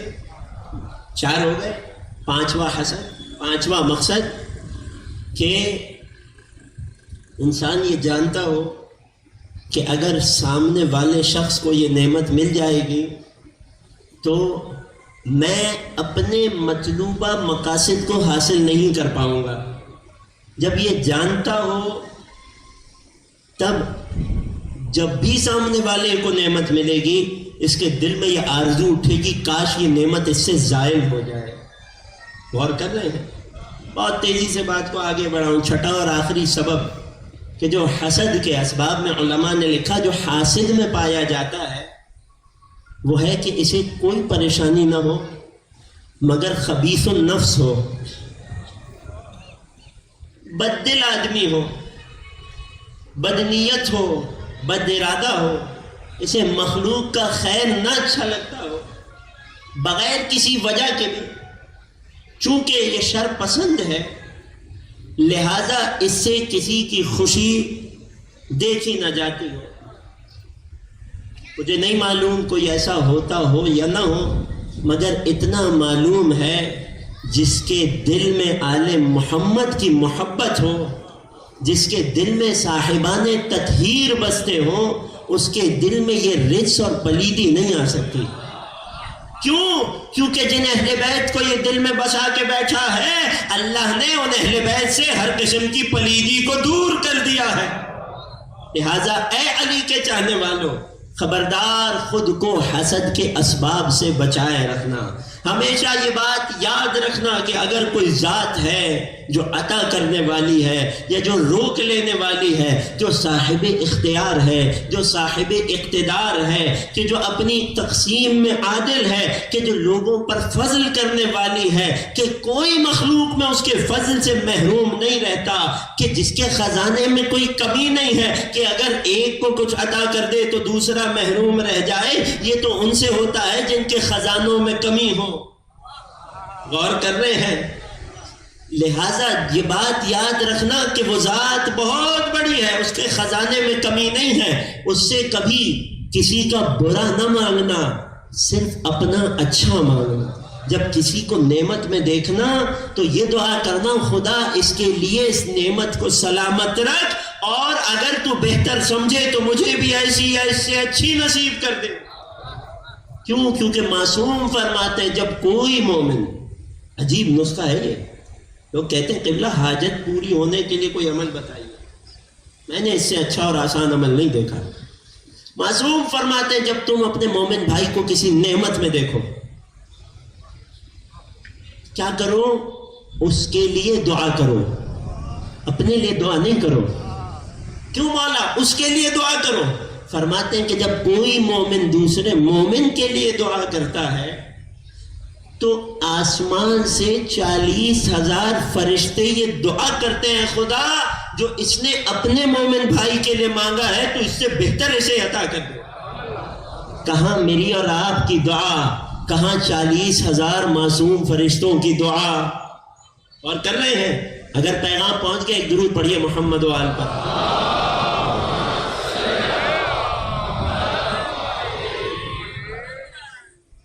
یہ تو بات ہو گئی ان نعمتوں کی, ان مناشع, ان اسباب کی کہ جو حاسد کی ذات میں پائے جاتے ہیں. جو بیماریاں, جو پریشانیاں, جو نفسیاتی مسائل جن کی وجہ سے یہ حسد کرتا ہے. مجھے بات کو ایک منزل اور بھی آگے لے جانا تھا, مگر اب دامن وقت میں بہت زیادہ گنجائش نہیں ہے, اور بات طویل ہوگی, بات کا آغاز ہو ٹوٹ جائے اچھی بات نہیں ہے. لہٰذا کل بات یہاں سے آگے بڑھے گی. یہ تو حاسد کی پستیاں تھیں جو میں نے آج آپ کی خدمت میں بیان کی. محسود میں وہ کیا بلندیاں ہوتی ہیں کہ لوگ اس سے حسد کرتے ہیں. وہ کون سی صفات کمال ہیں کہ جب یہ خدا کسی کو عطا کرے تو لوگ اس سے حسد میں مبتلا ہوتے ہیں. کل انشاءاللہ کلام معصوم کی روشنی میں آپ کی خدمت میں پیش کروں. آج 2 ایسے شہزادوں کا تذکرہ ہے, انتہائی کم سنی ہے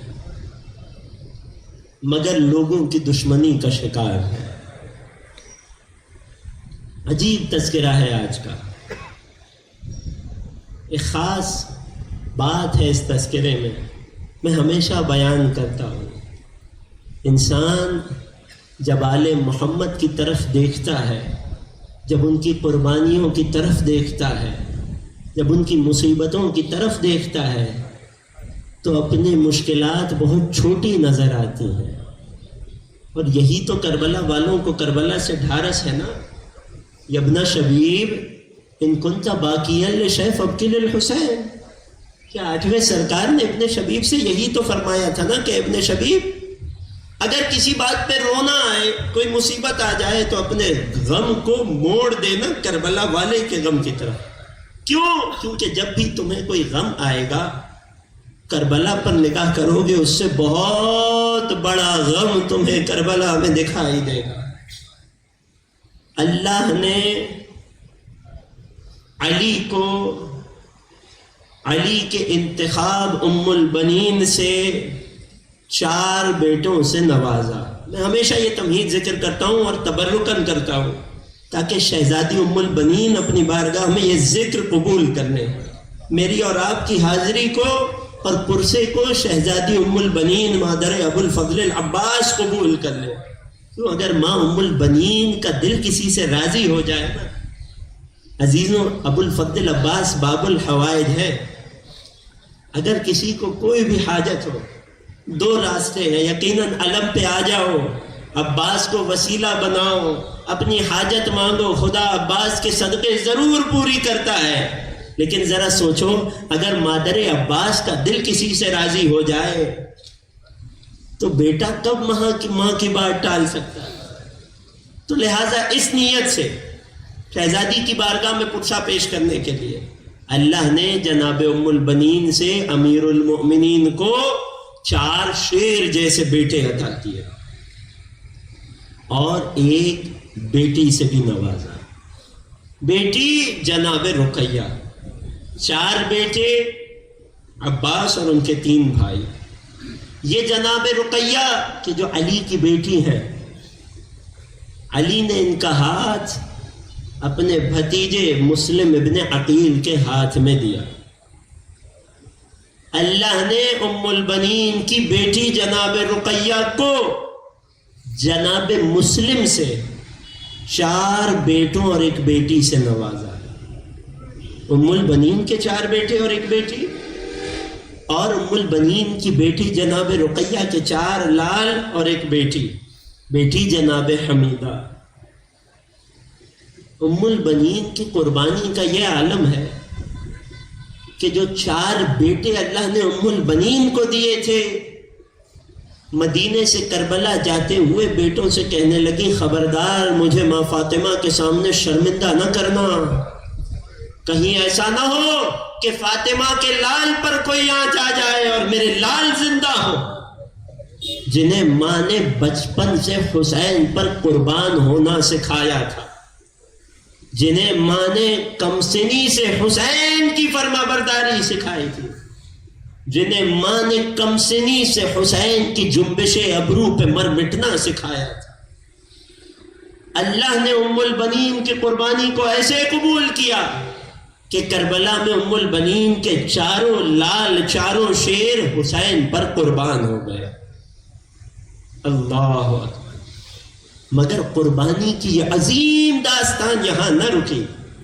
اللہ نے ام البنین کو جو 4 نواسے دیے تھے وہ بھی ام البنین کے بیٹوں کی طرح حسین پر قربان ہوئے. 2 ماں کے ساتھ کربلا آئے جو حسین پر قربان ہوئے، 2 بابا کے ساتھ کوفہ گئے وہ بھی حسین پر قربان ہوئے. اور میں کیا تذکرہ کروں جناب رقیہ کی بیٹی کا، جناب مسلم کی بیٹی کا، ام البنین کی نواسی کا.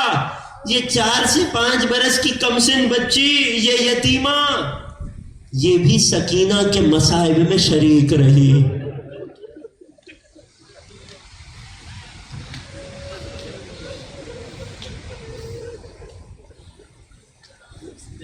اللہ اکبر. یوں تو یتیمی بہت بڑا امتحان ہوتا ہے، لیکن اگر کوئی بیٹی یتیم ہو جائے،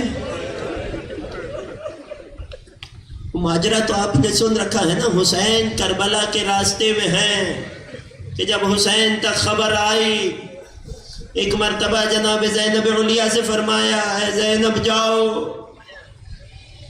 حمیدہ کو میرے پاس لاؤ.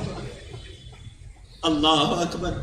ایک خیمہ لگوایا ہے، حسین چہرے ہیں، حمیدہ کو بلایا گیا، جاؤ زینب نئی بالیاں لاؤ.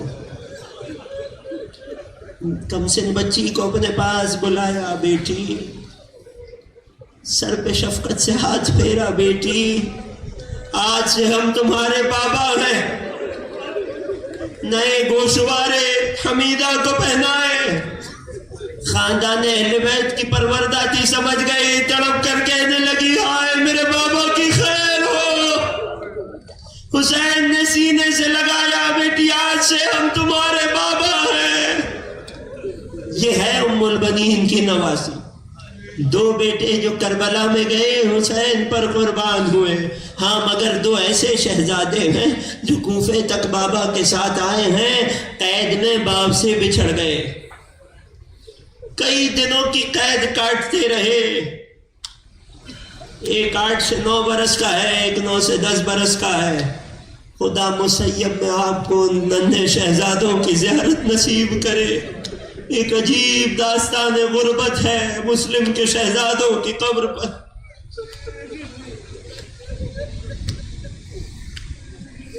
ایک کا نام ابراہیم ہے، ایک کا نام محمد ہے. چھوٹا بھائی بڑے بھائی سے کہنے لگا بھائی کب تک اس قید خانے میں رہیں گے؟ کیا ہماری ماں ہماری فکر نہ کرتی ہوگی؟ کیا ہمارا بابا ہمارے لیے پریشان نہ ہوگا؟ اے بھیا ذرا دروغہ سے بات تو کرو، اسے بتاؤ ہم کس خاندان کے ہیں. شاید یہ کچھ ترس کھا لے. اللہ اللہ آلے نبی کی غربت. رات تاریک ہونے سے پہلے اس نے دروگاں کو بلایا. اے دروگاں، کیا مدینے کو جانتا ہے؟ کہنے لگا میرے نبی کا شہر ہے. کہا اس شہر میں نبی کے وصی و جانشین علی کو جانتا ہے؟ کہا یقیناً وہ نبی کے اہل بیت ہے. کہا تو پھر یاد رکھ ہم بھی مدینے سے ہیں، ہم بھی نبی کے اہل بیت ہیں. تڑپ گیا. کیا تم خاندان رسالت میں سے ہو؟ کہا ہم سفیر حسین مسلم کے شہزادے ہیں. کہنے لگا اے شہزادوں، مجھے معاف کرنا، آج شب کھانے کے بعد میں چلا جاؤں گا، یہ دروازہ کھلا چھوڑ جاؤں گا، جہاں چاہو چلے جانا. ہاں مگر اس شہر میں تمہارے بہت دشمن ہیں، اس شہر سے جتنا دور ہو سکے نکل جانا. رات کی تاریکی ہے، دشمنوں کا شہر ہے، اور 2 کمسن بچے ہیں. یہ دونوں شہر کوفہ سے چلے ہیں. کسی نہ کسی طرح شہر کے کنارے تک پہنچ گئے. جب تھکن سے چور ہوئے، فرات کنارے پانی پیا، سیراب ہوئے، ارادہ یہ کیا کہ دن گزارا جائے، ایک درخت پہ مچان بنا کر آرام کیا جائے، لوگوں کی نظروں سے خود کو بچایا جائے، جب رات ہوگی تو سفر کریں گے. یہ درخت پہ مچان بنا کر بیٹھ گئے. وہاں ایک بڑھیا آتی ہے، جب نہر سے پانی نکالنا چاہتی ہے تو دیکھتی ہے ایک رات کا چاند ہے اور 2 اور چاند سے چہرے ہیں کہ جو پانی میں چمک رہے ہیں. نگاہیں اٹھائی، دیکھا تو کمسن بچے سہمے بیٹھے ہیں. اے شہزادوں کیا ماجرا ہے؟ ڈرتے ڈرتے نیچے آئے. اے ضعیفہ، ہم لوگوں سے چھپتے پھر رہے ہیں، ہمارے بہت دشمن ہیں. اے کمسن شہزادوں، تم نے ایسا کیا کیا؟ اے بی بی، ہم نے کچھ نہیں کیا، ہمارا جرم یہ ہے کہ ہم آل نبی کے گھرانے سے. تم کون ہو میرے شہزادوں؟ کہا ہم سفیر حسین مسلم کے لال ہیں.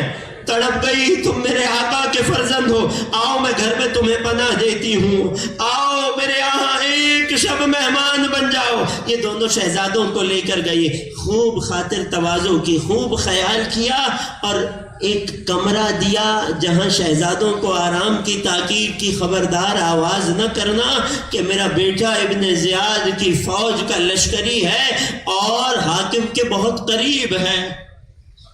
شہزادے سو گئے. نہ جانے اچانک آرام کے دوران کیا وقت آیا کہ چھوٹا شہزادہ بلند آواز سے روتے ہوئے اٹھا. بڑا شہزادہ بھی اٹھا. کیا ہوا؟ سینے سے لگایا. بھیا، میں نے آج خواب میں بابا کو دیکھا ہے، عجیب حالت میں تھے، دونوں ہاتھ پھیلائے مجھے اپنے پاس بلا رہے تھے. میں نے دیکھا ساتھ نانا رسول اللہ بھی آئے تھے، کہتے جاتے تھے تمہارے امتحان کا وقت ختم ہو گیا، آؤ نانا کی آغوش میں آ جاؤ. جب بڑے بھائی نے یہ خواب سنا، دونوں بھائی بلند آواز سے رونے لگے. ارے حارث کو خبر ہوئی، جنہیں سارے شہر میں تلاش کر رہا تھا، میرے گھر میں چھپے بیٹھے ہیں. دونوں شہزادوں کو لیا، گرفتار کیا. تاریخ نے ایک عجیب منظر لکھا ہے، میں اشارہ کر کے گزر جاؤں گا، جو پہنچ جائے سر کو پیٹ کے ماتم کرنا. 2 ننھے شہزادوں کو حارث نے بالوں سے تھاما، فرات کے نعرے لے آیا. ایک مرتبہ کمسن بچوں نے نماز کی اجازت مانگی، مسلم کے شہزادوں نے، رقیہ کے جگر کے ٹکڑوں نے نماز ادا کی. اب دونوں بھائیوں میں یہ بحث ہے کہ پہلے کون قربان ہوگا. ارے لعین نے تلوار کا ایک وار کیا، ایک بھائی کا سر دوسرے کے سامنے تن سے جدا ہوا. ارے لاشیں کو فرات میں ڈالا، پانی بہتا رہا مگر جسم انتظار میں رہا. جب دوسرا جسم فرات میں آیا، یہ دونوں کمسن لاشیں ساتھ چلے، یہاں تک کہ مسیب کے مقام پر لوگوں نے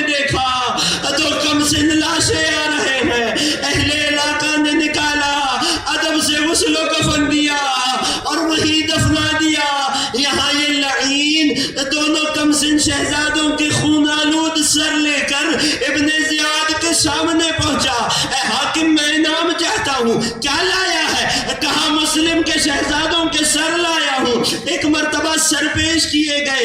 ابن زیاد اپنی جگہ سے اٹھا. کہا ان کے چہروں کو صاف کیا جائے, میں ان کے چہرے دیکھنا چاہتا ہوں. ایک مرتبہ جب صاف چہروں پر نگاہ پڑی تو کہنے لگا ہے حارث کیا تجھے ان کمسن چہروں پہ ترس نہ آیا؟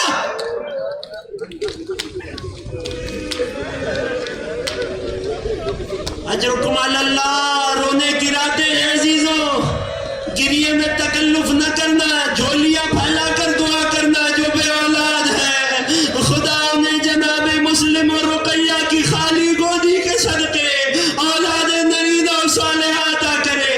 میں ہاتھ جوڑ کے ایک جملہ کہوں گا, جو دشمن کی نگاہ میں چاند سے چہرے ہو, ذرا سوچو وہ ماں کے لیے کیا ہوں گے.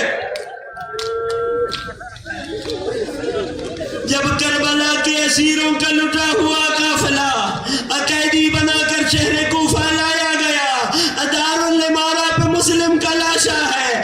جناب رقیہ نے سلام کیا اور تڑپ کر ایک سوال کیا, اے میرے والی, دو امانتیں میرے ساتھ تھیں, میں نے کربلا میں حسین پر قربان کر دی, بس مجھے اتنی خبر کر دو جو دو شہزادے تمہارے ساتھ ہیں ان کا کیا ہوا. ماں کے دل کو قرار نہیں.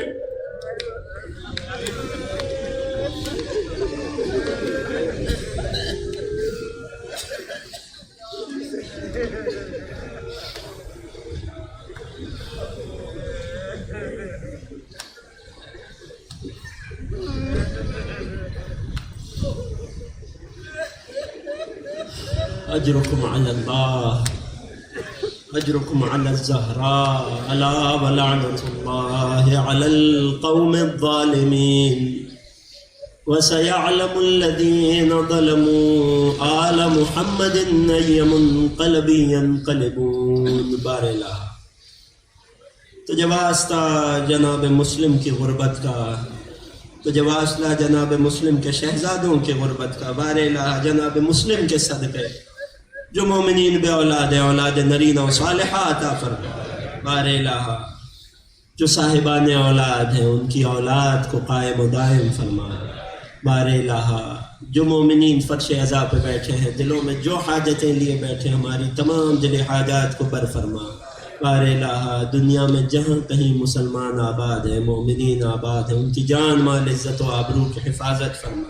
بار الہ وطن عزیز کی حفاظت فرما, اسے دشمنوں کے شر سے محفوظ فرما. بار الہ ہمارے مرحومین کی مغفرت فرما, جو بیمار ہیں انہیں شفائے کامل و عاجل عطا فرما. سب سے بڑی دعا, سب سے بڑی آرزو, منجی بشر, منتقم کربلا, فرزند زہرا, قائم آل محمد کے ظہور میں تعجیل فرما. ہمیں مولا کے آوان اور انصار میں شمار فرما.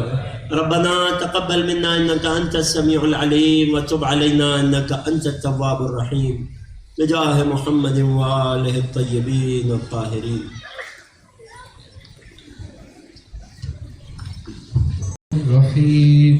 السلام عليك يا رسول الله, السلام عليك يا نبي الله, السلام عليك يا صفوة الله, السلام عليك يا محمد بن عبد الله, السلام عليك ورحمة الله وبركاته, السلام عليك يا أبا عبد الله, السلام عليك يا ابن رسول الله, السلام عليك يا ابن أمير المؤمنين وابن سيد المسيحيين, السلام عليك يا ابن فاطمة الزهراء سيدة النساء العالمين, السلام عليكم جميع شهداء كربلاء,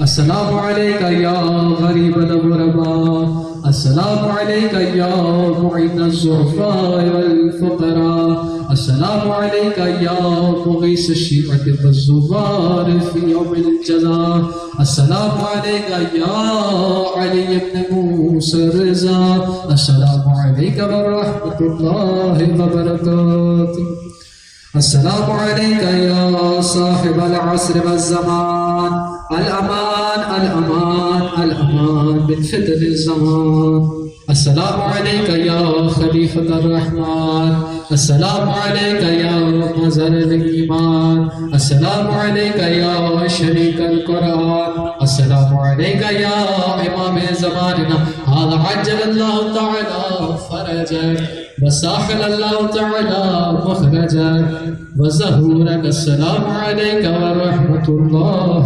وبركاته بسم الله الرحمن الرحيم اللهم كل وليك الحجة بن الحسن صلواتك عليه وعلى أبويه في هذه الساعة وفي كل ساعة وليا وحافظا وقائدا وناصرا ودليلا وعينا حتى تسكنه أرضك طوعا وتمتعه فيها طويلا برحمتك يا أرحم الراحمين اللهم صل على محمد وآل محمد